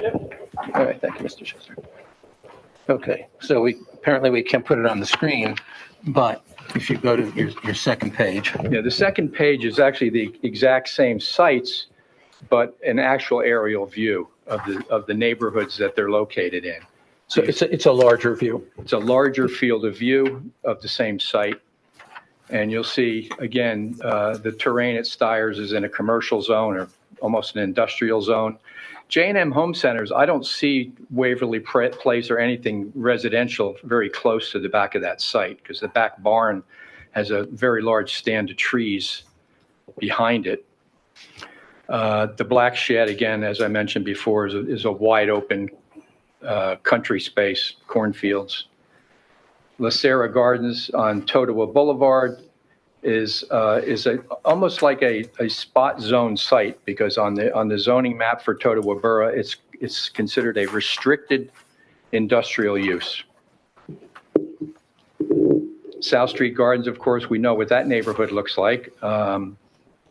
It's basically surrounded by residences on three sides. And then we have the stand of trees between the farm and Southgate Parkway, and then we have the 48-acre Southgate 4 site behind us. And the Herbery at Bear Creek, again, it's in the suburbs. It doesn't have any homes immediately next to it, but it does have some across the street. Oh, you found it. All right. All right. Do you have anything further you want to say about these pictures on this exhibit? I would say that most of these are very appropriate for their locations. And the business that they conduct is appropriate for their locations.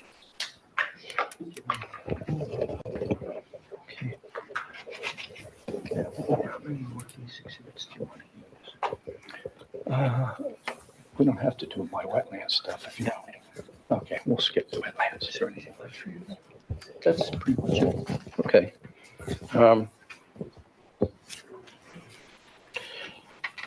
I just have what I believe is a final question for you, Mr. Weisgerber. Let's imagine, hypothetically, that where Glendale Florist was right now just vacant land. Nothing there. All right? How would you feel about somebody putting an event space on that vacant land? I would oppose it. For the reasons you've already said? Absolutely. All right. I have no further questions of this witness. Okay. Mr. Cowley. Very few questions. Mr. Weisgerber, just a few things to confirm for the record. You are not a licensed professional planner, traffic consultant, acoustic engineer. Is that right? Nope. Okay.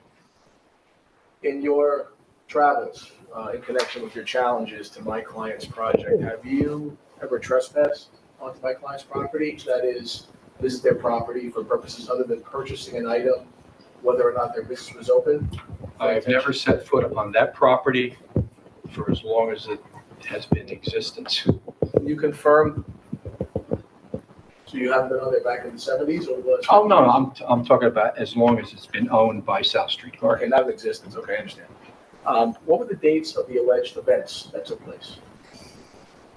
I can't remember exactly, but I checked the How many individual people did you observe during those events that you cannot recall the dates of?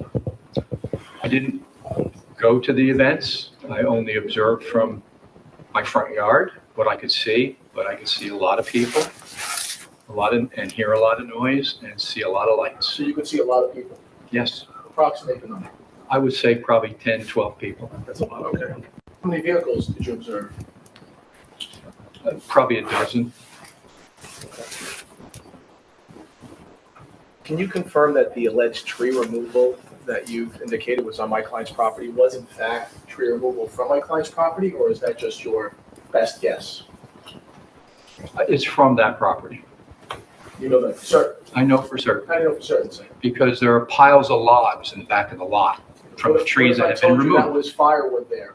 That's not firewood. Those are 8 and 10 foot lengths of tree trunks that are probably a 10 to 12 inch It caliber. was what being processed for firewood? Okay, no, thank you, sir. I object Oh, to counsel testifying. Yeah, don't testify, just ask questions. You can put your client back on for rebuttal, but you can't testify. It's got no value on the record either, Mr. Chairman. It's an observation. It's one of. Well, that's okay. Let's move on. Let's move on. He's not, it's just, No, let's move on. well, he's damn doing the questioning. Okay, ask more any more questions? No, not for me, Mr. Chairman. We're Okay. fine. Thank you. Members of the public? Members of the public, any questions of this witness? Members of the board, any questions of this witness? I have a couple of questions. The events that you say you witnessed, were they in the event space or out on the property? They were outside. Okay, so All the You're lights in- were okay. on in the event space. now I have a question.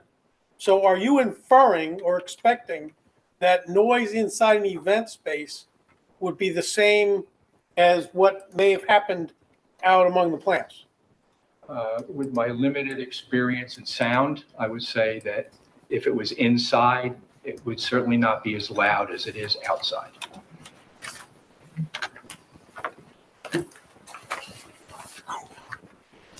Any other board members with questions?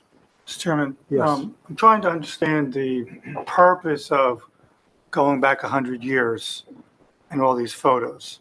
I commend you for having this nice aerial view. I do notice that from 31 to 70, that house in the back, whatever you want to call it, degraded.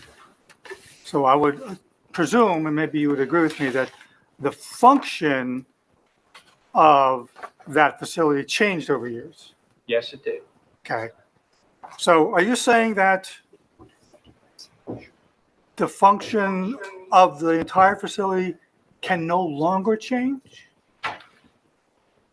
May I explain why that disappeared, that building? No. I'm just saying Well, it I don't disappeared. understand your question. And now from 1979 to 2017, you're saying there hasn't been any change. Right. And are you saying that because there was no functional change on the site, it shouldn't be permitted to have functional change? Are you asking for our legal position? I'm trying to understand why he's making this comparison for 100 years. Like that somehow, I can't see where it's relevant to this application. Can I explain why it's relevant? Yes. The business did not change. The model changed, okay? They grew the roses from the turn of the century till the 60s, early 70s, okay? Our government changed the tariff rules for imported flowers from South America and Mexico. So the local growers couldn't compete anymore because of the foreign flowers that were flowing into this country. So the growers stopped growing. Henry Rose stopped growing roses in his greenhouse because it was cheaper to import them from Venezuela and Mexico. So he didn't need the grow house anymore because he had to stay competitive. So he bought imported flowers to sell instead of growing them himself. Okay, thank you. So he had to change his model. He had to change his business model for to current stay in businesses, business. He had to change it just the way you buy a new business, might change the model to represent the current business structures of the society. Correct. Artie Heil was the only rose grower that tried to stick it out, growing his own flowers, and he closed up in 1999. Right. And as our planner will testify, because you're asking a perfectly good question, but as our planner will testify, there are legal limits on what changes are allowed for non-conforming uses. I'll wait. When we get to our planner, we'll get there. Okay, good. But that's the point. That There are will legal help. limits.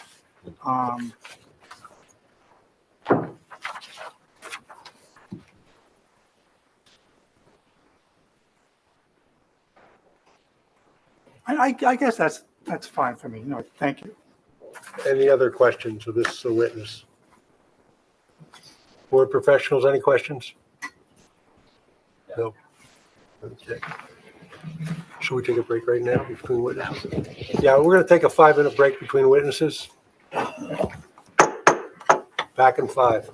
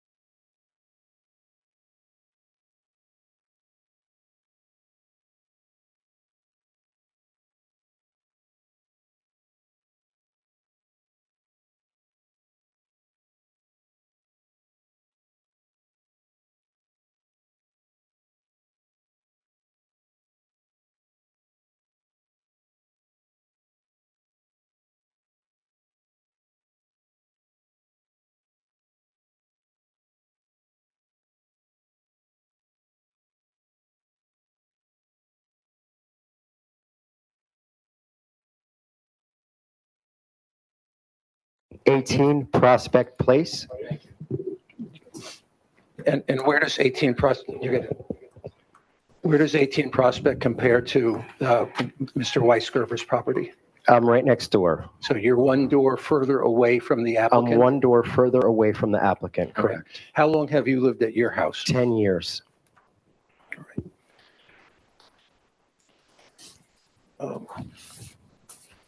And can you very quickly describe the neighborhood in terms of how noisy or quiet it has been until the recent past? Over the past 10 years, it's been silent. I mean, so quiet, dark, calm, peaceful. We had a great neighborhood of neighbors that liked each other, and it was very peaceful and nice. And things had very drastically changed over the course of the past year. Where do you stand, pro or con, on the present application? 100% con. All right, and why is that? Because I feel like, well, right from the start, I feel like they basically fooled everybody. They came in on a farce that they were going to be a garden center, and it's not about the garden center at all. It's all about the events. They want to make money through these events, okay? I've asked them directly several times, okay, and Michael Bruin himself told me, oh, we're going to just have, wreath-making classes, blah, blah, blah. As of a month ago, if you went on their website, you could book all kinds of events, from bridal showers to weddings to anything you wanted. As of now, ever since, okay, they've modified their website, and apparently the next thing they have is a community yoga class, okay? I'm sorry, forgive me, but they're shady. They're constantly changing their business model, okay? They're liars. I have seen them firsthand. I've seen who they are and what their true colors are, and they're not good for this neighborhood. They've actually destroyed our neighborhood in a very short period of time. They might have come across with a pretty facade and pretty little things, but everything they were doing in the background was really ugly and dirty. Now, I want to ask you one aspect of your neighborhood that I did not ask Mr. Weisgerber, quite frankly, because I forgot to. Okay. And I know you're not an engineer. No. But could you describe in a general sense whether there's a water problem in the neighborhood? There has absolutely been a water problem in our neighborhood since the day that I moved in. We back up to significant wetlands. Okay. I myself have had to pay close to $100,000 just to do drainage from my property to flow to the back of the wetlands away from my house, so I didn't have standing water. And so these guys come along, and all of a sudden it just seems interesting that, I went through all this trouble to make sure that everything was properly drained. And at our last meeting, I directly asked you, Callie, was anything done to mitigate any of the water to the rising flood table that we have in our area? And you said to me, no, nothing. So how is that not going to impact all the homes around us when I already have 2 sump pumps, okay, that I didn't even have to have initially when I moved in? But little by little, the flood plain keeps rising. All right, let's talk about a subject that did come up with this, which is the subject of events or parties at the site. Now, have you yourself experienced or witnessed one or more of these events? Yes, I have. How many? About 3. Initially, I ignored them, okay, because I was sure that it was one of their grand openings, and I did not think that that kind of party would be on a consistent basis. When I stood before you guys last time, we were talking about an indoor event space, and I was against that. I had no idea, and I never even thought about the fact that that indoor space is going to melt outside. People want to go outside, smoke, whatever. And the taste that I've gotten of their courtyard, okay, and where their event space is outside, it's like an amplifier directly to our homes. And I'd like to show that in this video that I'd like to show in front of us. I would like you to show video. So Okay, first because of all, I think this is extremely important for everybody to understand. When was this video September shot? 13th. Pardon? September 13th. and who took this video? I did. And I don't want you to show it yet. Could you first tell the board where you are while this video is being taken? I'm walking up South Street, okay, away from my home. I'm walking up South Street. So and let's say starting sort of at the office building? I'm starting at the office building, okay, walking up South Street. To Pear past- Street? To Pear Street, and I'm about to make a right on Pear Street, okay? What I would like you guys to pay close attention to, because I think this is extremely important, okay? At first, when I was going around speaking to different people on South Street, I was very surprised that so many people weren't more concerned about the Well, noise than I was. let's not talk about what people, you can't tell about other people's responses. You can only talk about yourself. All right, what I'd like you to do then is to tee up the video and But what I would like to request, please, is for everybody to just stay quiet during this video, because a massive shift happens, okay? It goes from very quiet, you'd be very shocked, okay, to what me and John Weisgerber, okay, and Anna and her husband are hearing in full force, okay, that the people on South Street are not hearing. So my suggestion is you Go ahead. start the video, and then when that shift happens, just stop the video. Okay. And say, here it is. Okay. And by the way, before you start, during the time that you were taking this video, did you mechanically do anything to alter the volume? No, I did not. I would never do that. I kept it 100% clear and just went down the street, and I even turned in different directions that you'll see. So I have a very clear understanding why we don't have more support from our neighbors, and I hope that you'll see exactly what I'm talking No about. editorials about the neighbors, just to show the video. All right, why don't you start? Are you sure the sound is on, Sonia? He turned his sound on. Yeah, but he told me to mute my device. He told me that I needed to mute my device, and then once I shared it with the screen, see if I turn this up, you can hear me. So I want to hear the video that I'm playing through there, and that's what I was trying to get this guy to help me with. Did he help you with it? He said to me that it would share immediately. He sent me a new invite, so maybe I need to undo that. We got our technical staff coming out. All right, why don't you wait? Okay.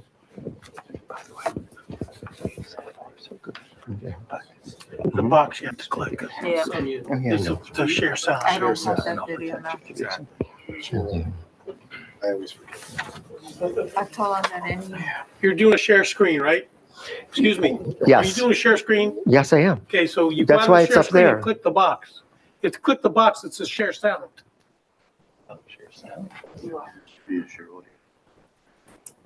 But that's what we did before. Share sound, optimize for video sharing, share. That's what you told me to do. And there's no sound. So that's a problem. And forgive me, Sonia, that's why I was here 3 different times trying to make sure that I had this down, because I know how important this is. I've been suggested the option of having the witness just stay quiet and having the sound come through the computer, and it'll get picked up by his microphone. If we have to. Whatever works.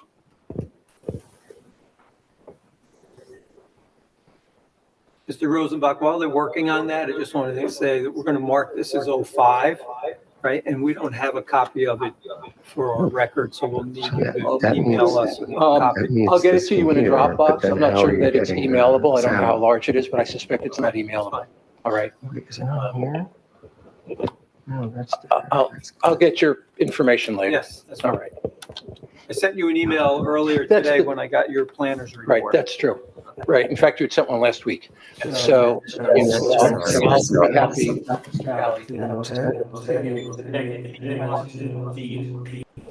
That's why you're getting the feedback.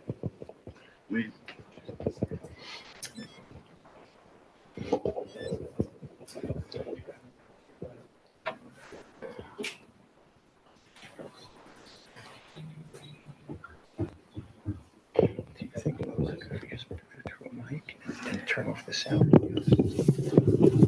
Maybe.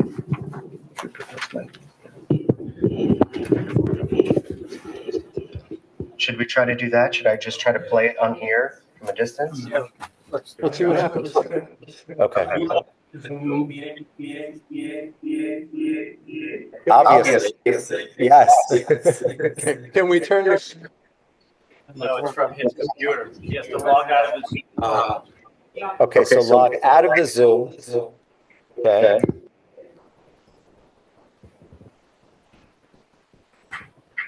Okay, and now what?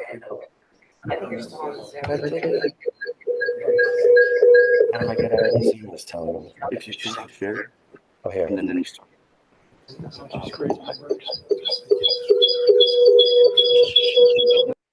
If you stop the share and then restart the share. So how do I stop the share? Red stop share. Okay. Share. Go to the video.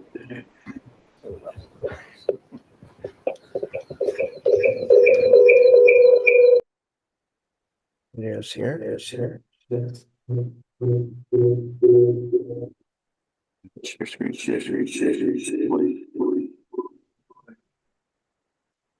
Here, so that's the sound. This is exactly what I was trying to avoid. So what do I do? Yeah, thank you. Oh, you're okay.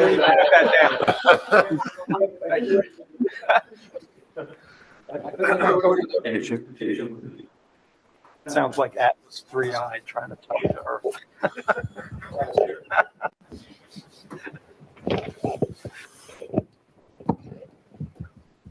No, there's no sound. It's not the sound.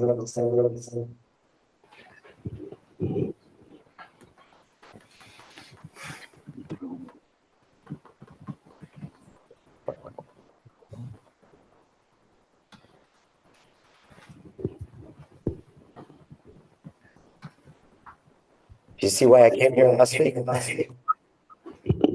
Well, I'm going to suggest something else, if I may. So help me. Okay, help me. So I'm going here to stop share. Okay. Close this out. Left webinar. Okay. Yeah, there you go. Okay, now what? And now just go open up your video in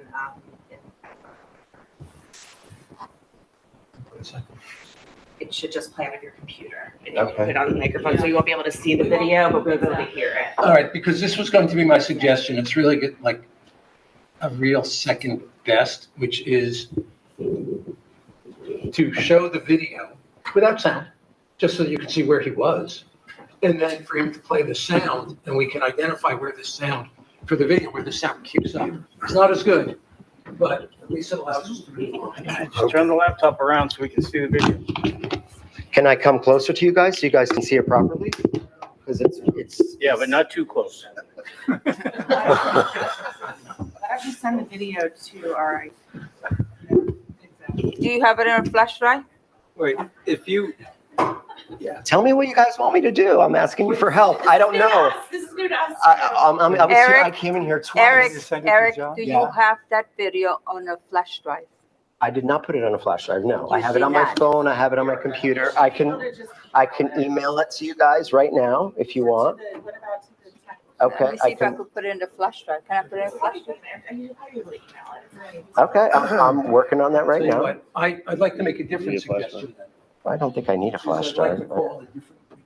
I was just going to suggest that, why don't we do a different witness while he's working out how to do the video, because that's the substance of his testimony, right? Once we're done with the video, Okay, so I'm sending it All right right, now so to you guys. reserve all cross-examination right, we'll move on. I'm sure, but, yeah. Okay. Okay, so we gotta wait for Sonia to get back now. Then, He has my slides. Is that here? Our computer guy is on here, be back, sort of. Yes.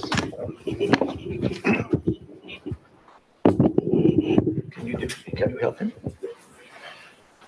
All right, shall I proceed, Mr. Chairman? Oh, we have to wait now we're till, waiting for the board secretary and the member to walk back in. I think they went to go help the tech. let's just tell them we're moving on. Passing out another That's not paper. drawing, so. We're getting drawings of some kind. She's the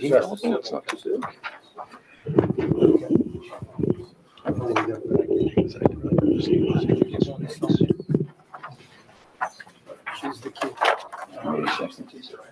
It's like a full minute, maybe. Yeah, good luck on email on this. I'll be surprised. I swore that has a- All I need is an email address. That's part of my. We're women.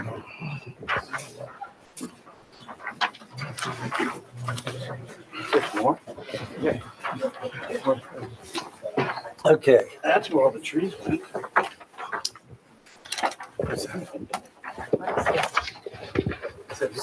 Oh, you got one too? It's going to be 06, I think. 6. Good. Did you get a copy?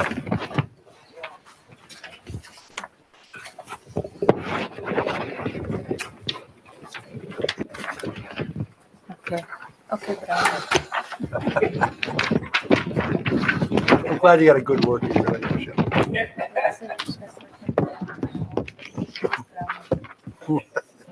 Okay, who's your next witness?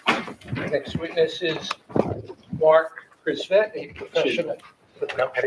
Chisvet, a professional engineer. So, Mr. Chisvet, would you raise your right hand, please? Do you solemnly swear that the testimony you'll give to this board will be the truth, the whole truth, and nothing but the truth? Yes, I do. Would you state your full name for the record, please? Mark, M-A-R-K, Chisvet, C-H-I-S-V-E-T-T-E.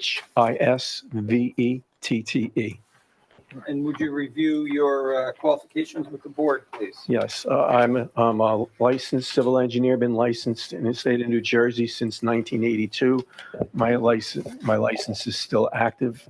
And I'm the founder and president of Chisvet Engineering, been in business for 10 years as Chisvet Engineering.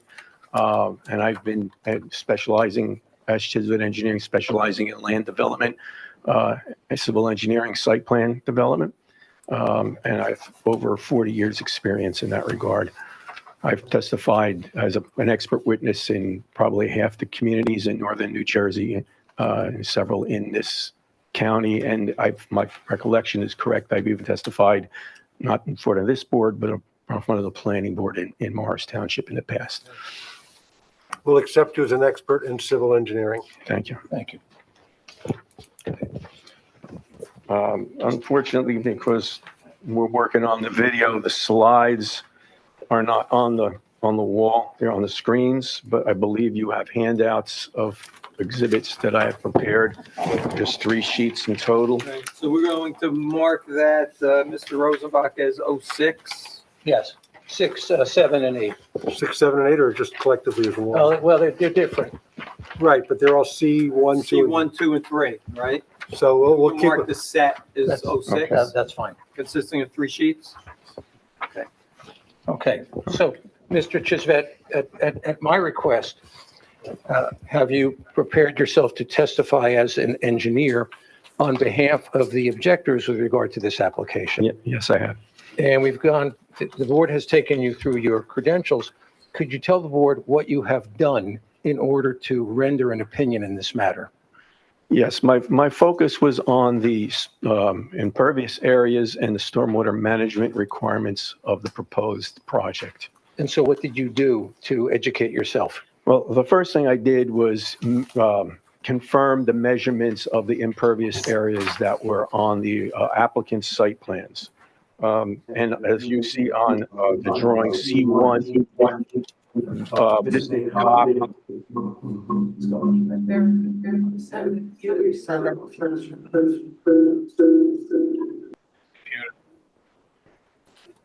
Let's say it's on. Okay. Go ahead. Okay. You're referring to C1? Right. So I'm referring to drawing C1, which is copy of the applicant's site plan, their sheet 3 of 6, their proposed grading plan. This is modified by me by just outlining the 2 areas of this site. You see there are outlines in both blue and orange. The blue outlines the proposed gravel parking areas. The applicant has indicated that there are some gravel areas that they propose to remove.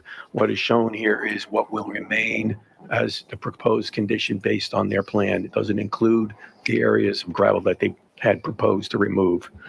The orange basically outlines all the other impervious areas. It's a combination of buildings, some concrete, paver areas, a brick path. So that's all in orange. I do have rounded to the nearest 100 square feet, the areas of both of those. And I have no contention about the areas.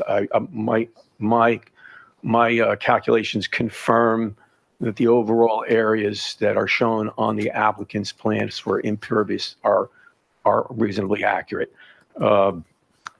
I didn't break it down as much as they had. I just was looking at the big picture. So that's C1. That's C1.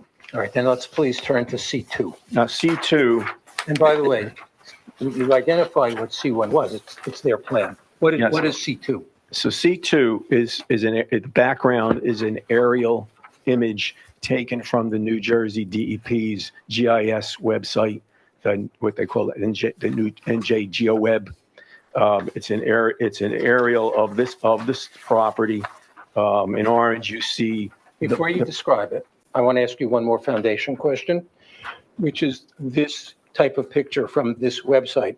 Is this something that you customarily rely on in your profession as an engineer? Yes, I do. I use it quite often. And to your knowledge, so do other Can I ask engineers? one question? Yes. Do you know when this photo was taken?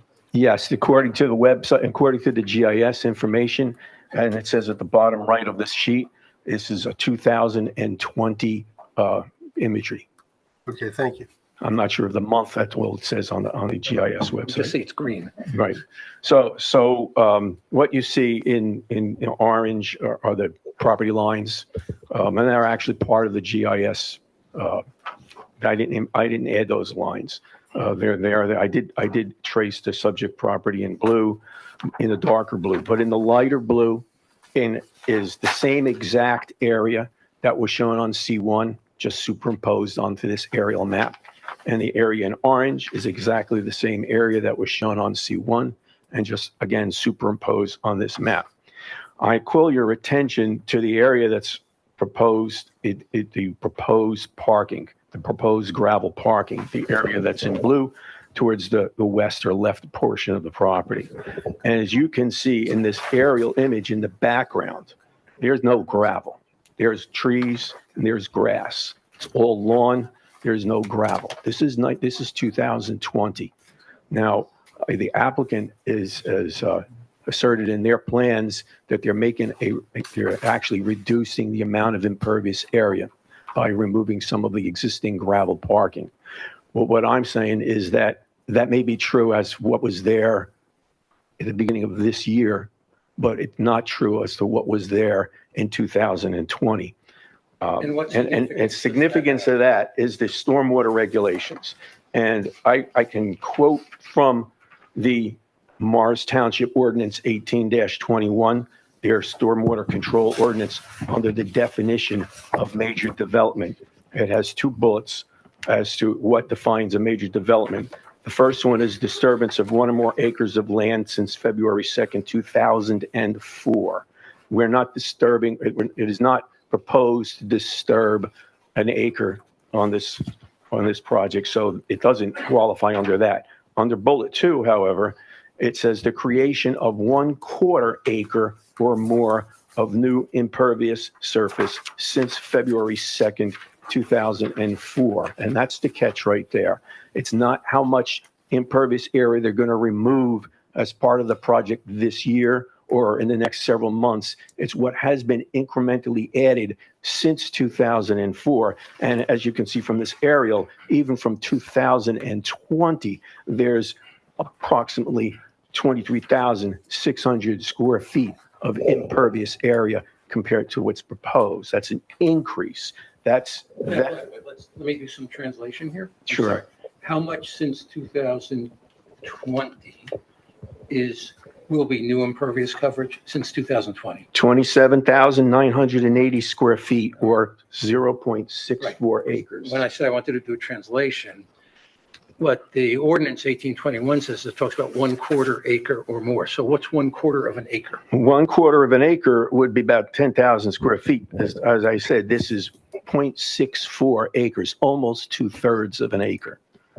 And so by definition, this is a major development. And what is the consequence or a consequence of this being a major development? Being a major development, they're required to meet stormwater regulations for both the reduction of quantity and the treatment of for quality treatment, because a large portion of this impervious area that's being added is motor vehicle surface. So not only do they need to provide detention for the 2, 10, and 100-year design storms, they would also need to provide water quality treatment for the 1-year storm. In your review of the application, have you seen any sort of stormwater management program?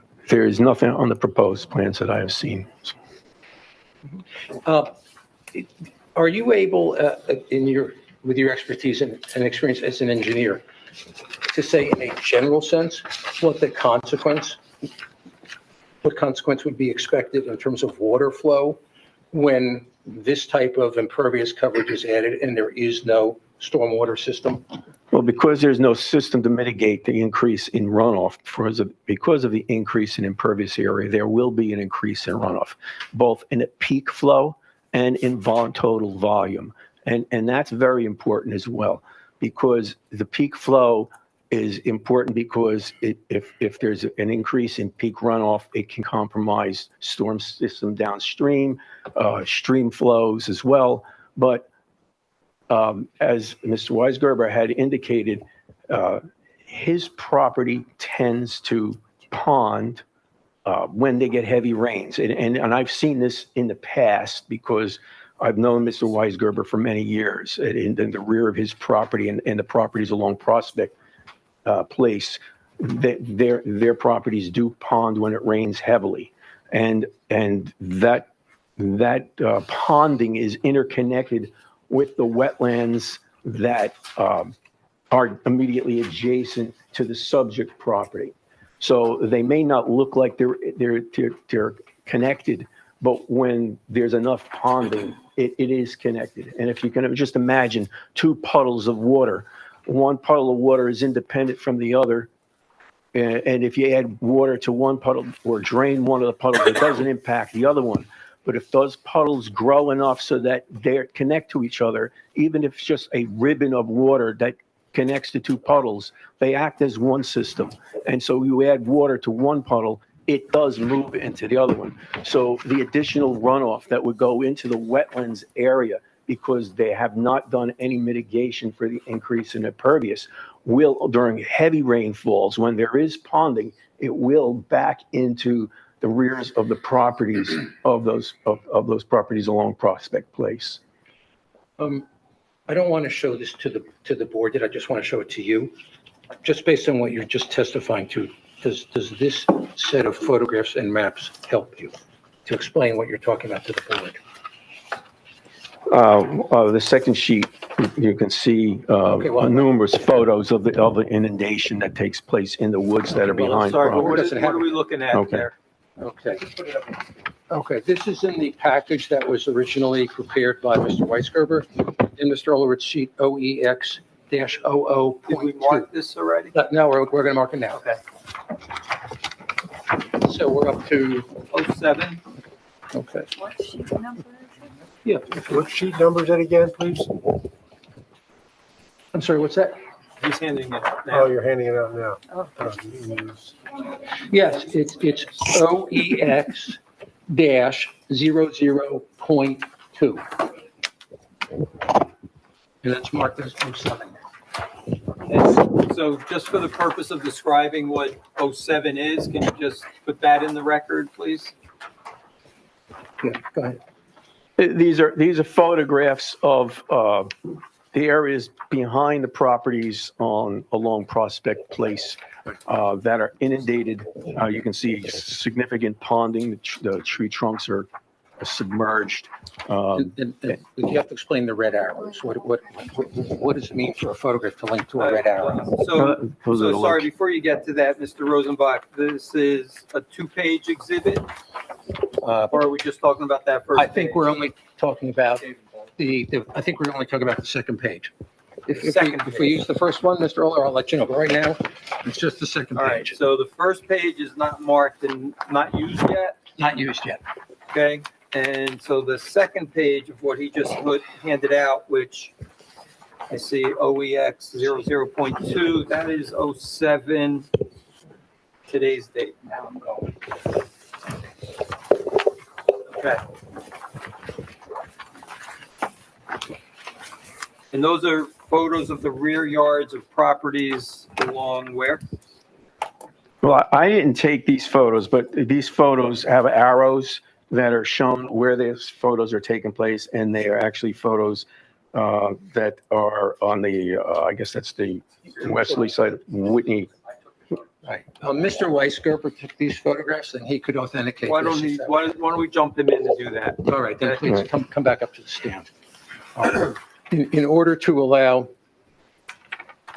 this witness to testify to these photos, could you take a look at what's been marked as 07? Yes. Is this an exhibit that you prepared? Yes. And are these photographs that you took? Yes. And are these red arrows that you placed? Yes. So now, having done all that, could you explain to the board what these photographs in red arrows signify? This is a walk in the woods after a rainstorm. And the arrows. Is there a date, do you know?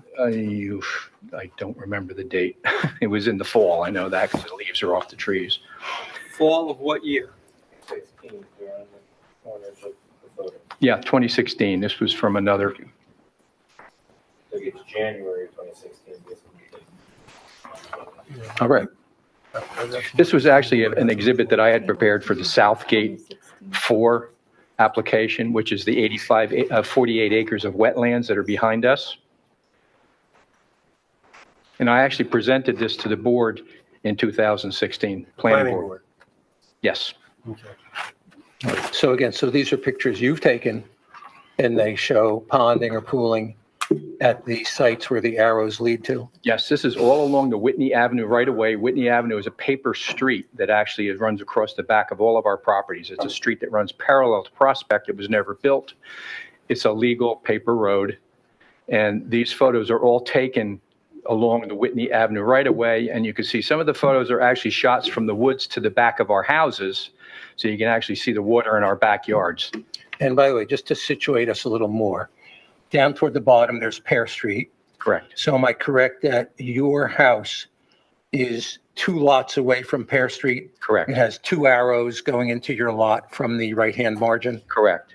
Yeah, the house with the conservatory is mine. And you can see the water is actually creeping up into the backyard. And the photo below that is actually what I found out is actually a blue water stream that flows through there that actually overflows whenever there's a heavy rain. That's actually a drainage ditch that actually overflows because it's being overburdened by all the runoff from the surrounding sites. Okay, thank you. That was good. Thank you so much. Now, if I may go back to you. With this document having been authenticated and explained for us, can you describe how this 07 interplays with the findings you have made based on your own engineering determinations? Well, like I said, the photographs here document that there is inundation that stretches from the rears of the properties on Prospect Place to the wetlands that are immediately adjacent and downstream of the subject site. And so that any additional runoff from the subject site going into those wetlands would impact the properties that are along Prospect Place when this ponding condition occurs. Regardless of whether this ponding condition occurs, it is still required by municipal ordinance for stormwater management to take place on this project because it is a major development. And if I can ask a question, forgive me if it sounds simplistic and naive, what would be the purpose of the stormwater management system? The purpose of the stormwater management system is to detain the runoff so that the peak runoffs are reduced and also to reduce some of the volume of the runoff from the subject site. All right. Now, you also has a prong that requires water quality treatment for motor surface areas, which would be the gravel parking areas. Now, you already mentioned, or the board noted, that there is a C1 and a C2 and a C3. There is. So could you please address C3? C3 is an aerial image taken recently in August of this year. It was taken by drone by a company called Visionaire X Designs of East Hanover. And what I've done on this drawing is I've taken area takeoff of the actual existing gravel areas and impervious areas that are on the site as of the date of this photograph. And I will note that there are considerable amounts of additional gravel areas, impervious areas on this site on both the easterly and westerly portions of the property that go beyond the proposed gravel areas that are shown on the applicant's proposed site plan. You mean on C1? On C1. So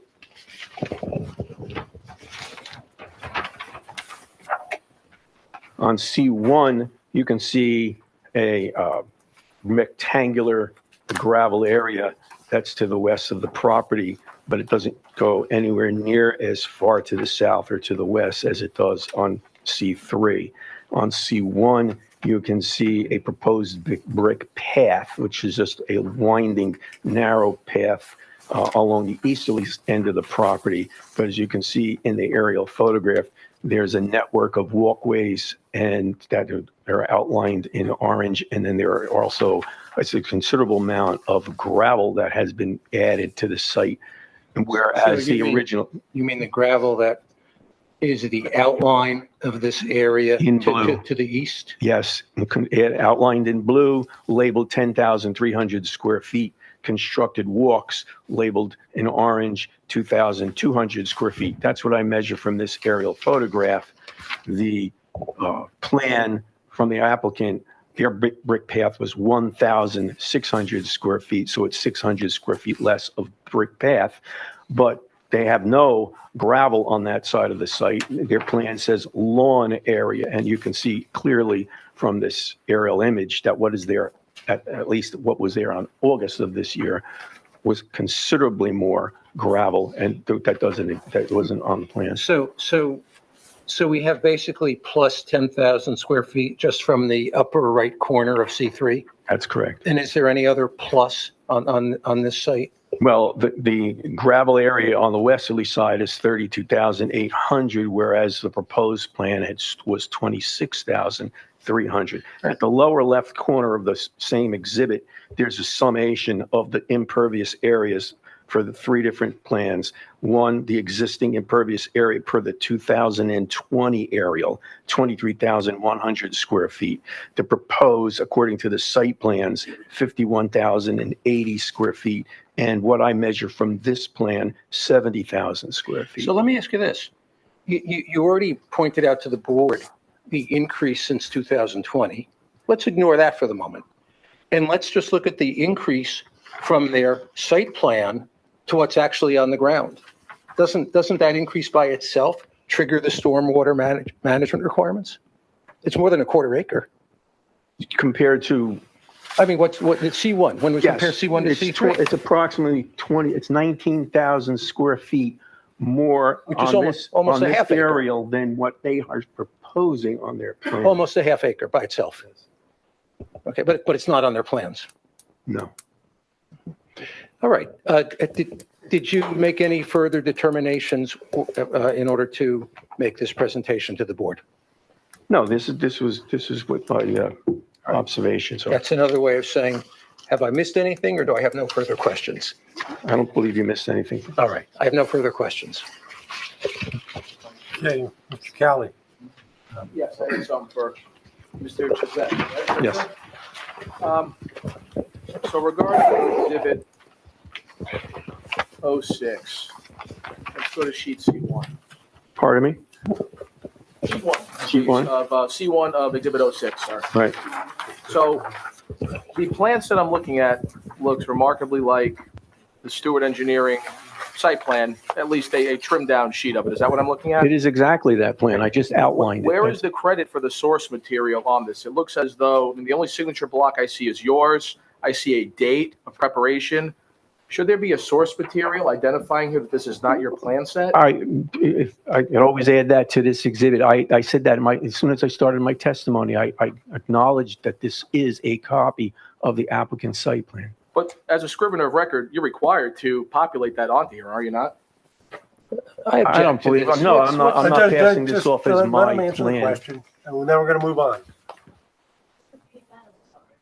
I disagree. I'm not proposing this as my proposed site plan. The word proposed is riddled all over sheet C1.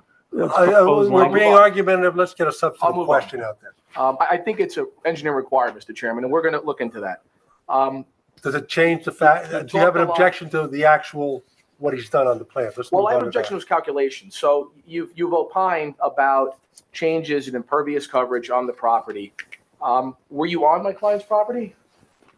No, You were not on my client's property? no, I never got past the right of way. I didn't trespass. I went as far as the right of way on Pear Street. Okay.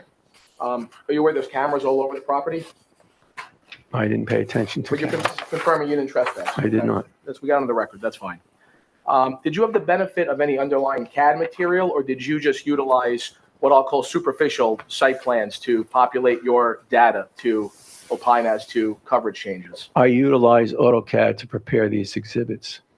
So you had the underlying plans of Mr. Stewart in CAD, or no? No, I did not have them in CAD. I had them as PDF plans, and I brought them in to scale. Are you aware of the coverage delta that's proposed on the instant application? I understand that the application shows a reduction, In an amount of, approximately 4,000 or 5,000 square feet. that's right, about 4,400, okay. The aerial, the second sheet of your 06, it's dated 2020. Are you aware of whether or not the applicant owned the property during the time period of that aerial? I'm not aware of that. Doesn't matter.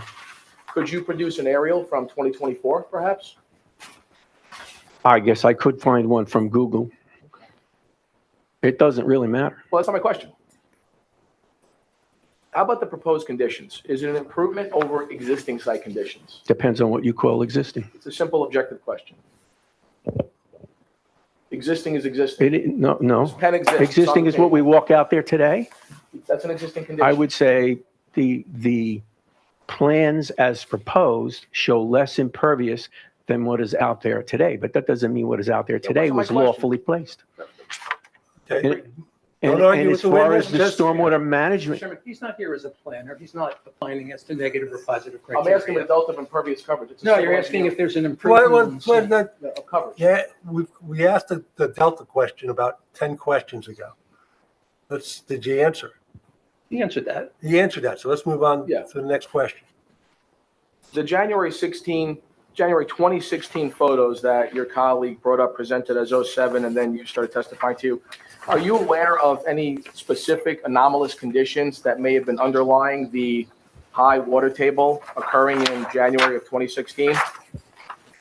I wasn't paying attention to how much rainfall came to create that. Well, an exhibit was presented showing a significant rainfall and how there is stormwater issues on the site, which was the basis of underlying your testimony. would it have been prudent to review whether or not that January 2016 rainfall depicted on these photos was anomalous or typical as an engineer? First of all, it's not the basis of my testimony. The basis of my testimony is simple. Since 2004, there is proposed, based on the proposed plan, an increase in more than a quarter acre of impervious area, rendering this project a major development under the definition of the stormwater rules. Regardless of whether there's ponding or whether those properties adjacent to it are connected to that ponding, doesn't matter. It's still the responsibility applicant to meet the stormwater rules, and that means that they need to meet I got you, sir. reductions and Put that on the stormwater record. quality. You asked the question, you let him finish. If you don't like the answer, you still got to It's listen just to fine. it. We've heard it, Mr. Chairman. I'm just trying to speed up. Well, no. You asked the question, he was I answering. love, we have to, sorry. We're already ruled in your favor. Be quiet. It's momentum. You done, sir? I'm done. So my question you did not answer was, as a civil engineer, Just don't freak out. Just would it have ask been the question. prudent for you to determine whether or not those photos were taken during anomalous conditions or not? Would that have been relevant? I don't know what you call anomalous conditions. A heavy rainfall, is that an anomalous condition? I think so. Well, then I assume this was taking place following an anomalous condition. That doesn't mean a 100-year design storm is an anomalous condition, but that's still a requirement of the applicant to design a stormwater management system for a 100-year design storm. I was asking about the prudence of your review and preparation for this evening. I got my answer. Thank you, sir. Okay, any other questions? No, thank you. Okay. Members of the public, any questions of this witness? Board professionals? The analysis that you did on lot coverage in Delta, C2 and C3 of your plan references a 2020 aerial as the existing condition. Do you have a 2004 aerial that can also be analyzed for the cumulative impact relative to the definition? I don't have one. I could probably research that. Wait a minute, don't we have one somewhere up here? What?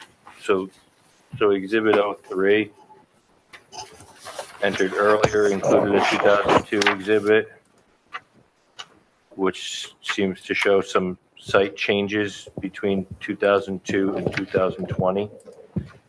And also the prior dating back to the 30s showing significant changes throughout the property.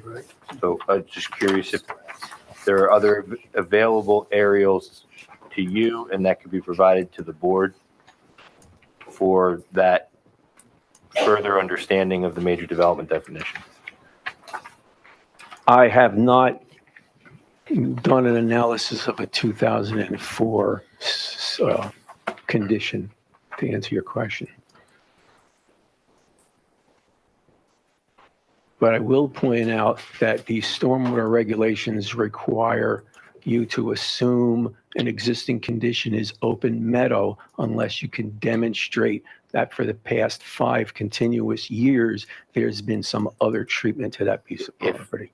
You would take the most conservative hydrologic approach within the 5 years, not that it's established 4 or 5 consecutive years, is the interpretation of the regulation. So the most conservative being the least amount of impervious. In your last 5-year look Yes. back. So it's possible that to establish the definition as a cumulative increase of a quarter acre, it's by definition in our township code and the state and Jack 7A that it's quarter acre cumulative increase since 2004. So your analysis was provided from 2020 till today. And I just want to understand if there is a reference point to day 0 of 2004 that you analyzed and could provide to supplement your testimony. not at this time. I do think on 03, isn't there aerial photos that show the, There is an aerial photo in 2000 03 from 2002 and and from 2007. 2007. Right. And so to the benefit of their analysis, I understand what's been provided from 2020 till today. Right. But to the benefit of the applicant, is only fair of the objector to also look at 2004 to 2020 to see if there were any improvements that are lawfully existing during that time that count towards existing total impervious coverage that would keep the threshold under the major development standard as a minor development. Okay. And for the board's ability to understand that, I think it's important that we look at the full 20 years to the date that's in the definition. Now, I'm going to have to ask Mr. Oler, whose burden of proof is it to establish that? The gentleman standing at the microphone, the objector is making that claim. So I think if. And the reason I bring up the discussion is that it was their prior testimony with their other expert that there was, this is a living site, that there's been disturbance throughout the site. Things were built before 2004 that are not relevant to the major developments discussion, but particularly in those portions of the site, and then removed from the site, revegetated. It's here in their positions. And I just want clarity for the board to be able to understand the major development threshold from 2004 until today, that if we're going to look at the least intense aerial as the existing condition perhaps compared to the proposed, then we also have to consider any other version between there that may give the benefit the applicant of the position that they've stated through their engineer who's not present tonight.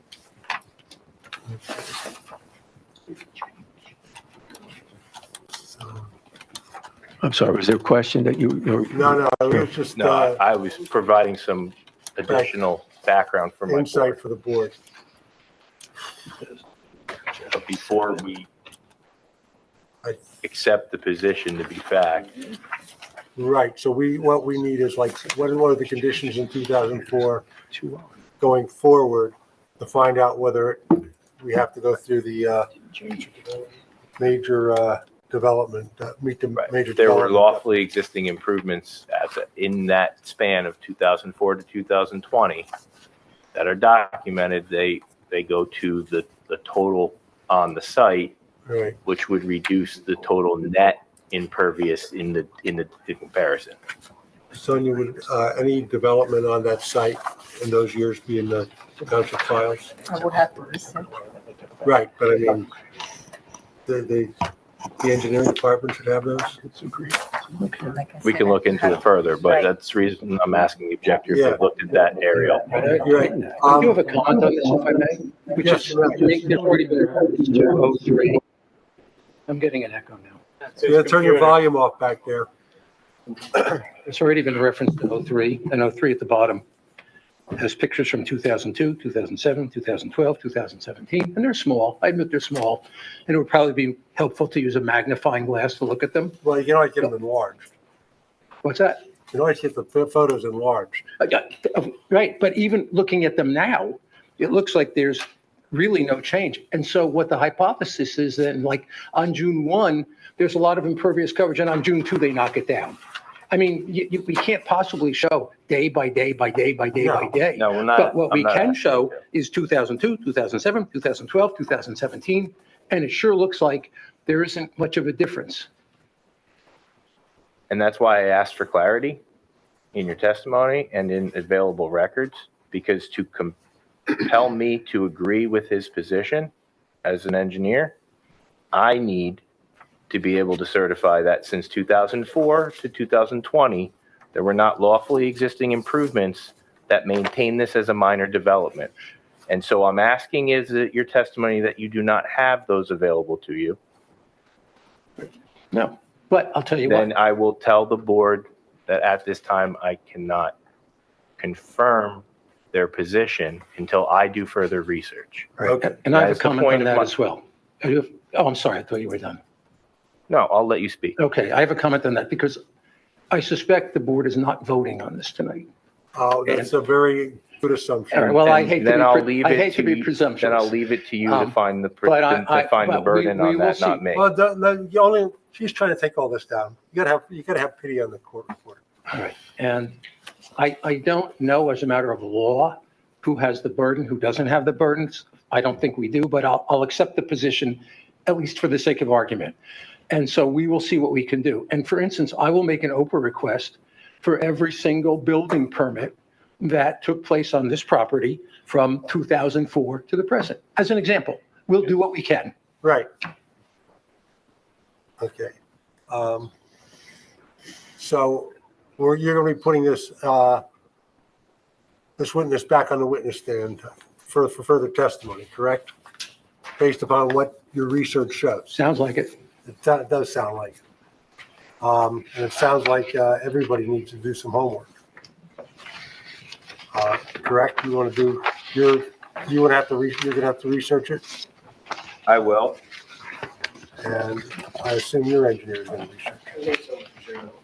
So, is this a good stopping point? Well, maybe a good stopping point for this witness, but maybe we can get the video on. I'd love to. in the next 10 minutes so we can- Sonia, did you receive my email? Well, I don't have email on this laptop, sorry. It goes to my desktop. Okay, so let's try again, I guess. I'm sorry, I'm not a regular. What time is this for usually? I usually end at 10 o'clock. Can I make a suggestion? Having been on the board for many years, let's not kill more time figuring out how to do the video. Whenever the next session is, we will have it teed up exactly right.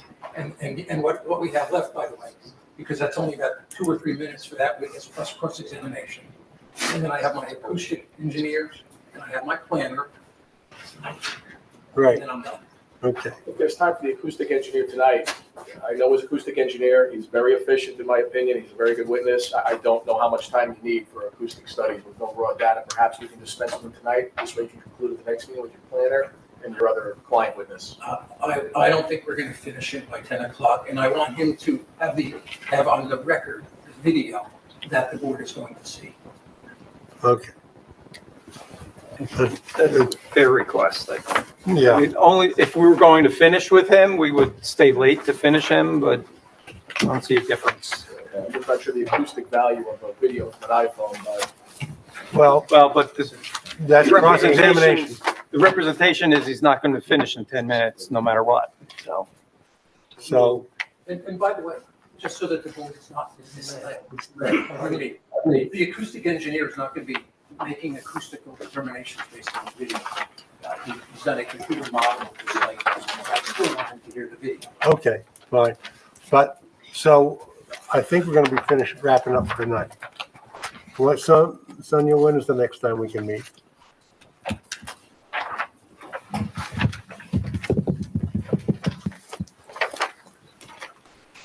I think it's our December meeting.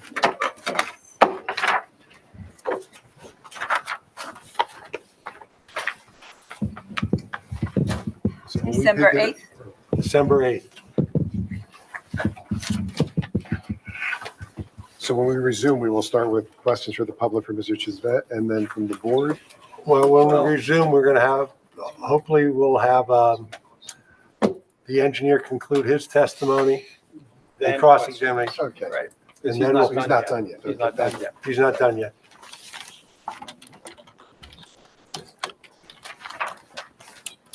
And just so everybody knows, that is Sonia's last week. Well, yeah, so there's going to be a bit of a change on the board after the December meeting. Our board secretary of 25 plus years Yes. Is retiring? Retiring. So we'd like to get a decision before that. Let me say, in good faith, I think my suggestion, I mean, the planner might be a little longer, but the acoustic engineer is gonna be 15, 20 minutes at most. Okay. The planner, depending on so-called examination, I don't think will go more than 40 minutes at the most. And the engineer has just some pickup stuff. And we have the whole night? Yeah, we have the whole night. We're the only Right one now. on. that's Right December now? 8th? December 8th. Right? Right now? Okay, so I'll make the announcement in a second. I'm just, Sorry, we have wetlands. Sorry. okay. It's another 10 minutes. Okay, That's all. all right. Yes, ma'am. Speak up. Excuse me. Can you come use the microphone, please? Thank you.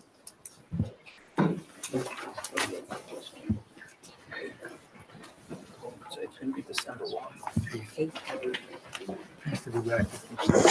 I am, sure, I can't say anything. No, your name? She's an applicant representative. Ms. Pruitt. She's part of our applicant team. Oh, then, Okay, Why hold don't you ask your question to Larry and we'll see.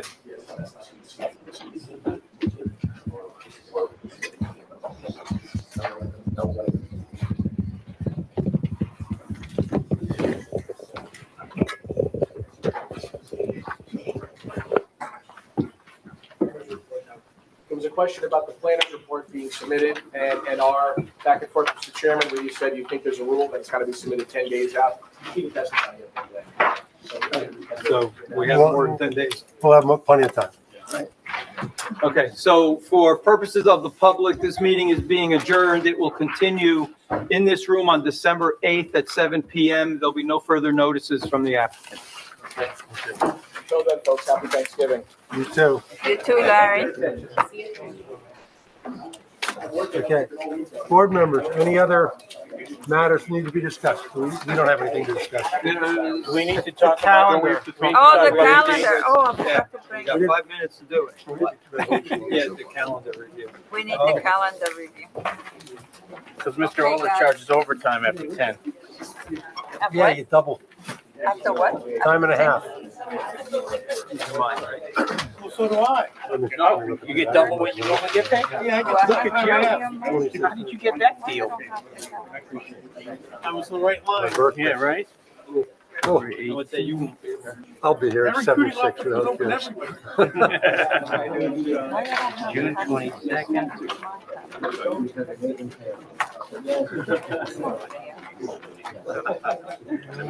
July 27th.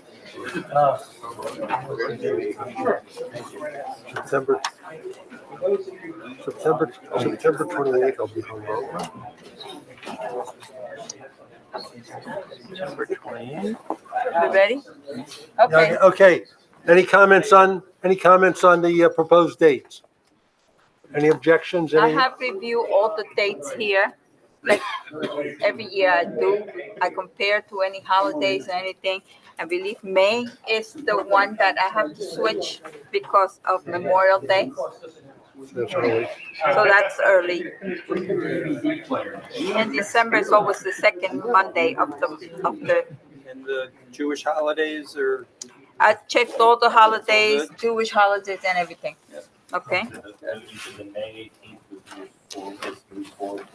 The May meeting is moved to the third Monday instead of the fourth.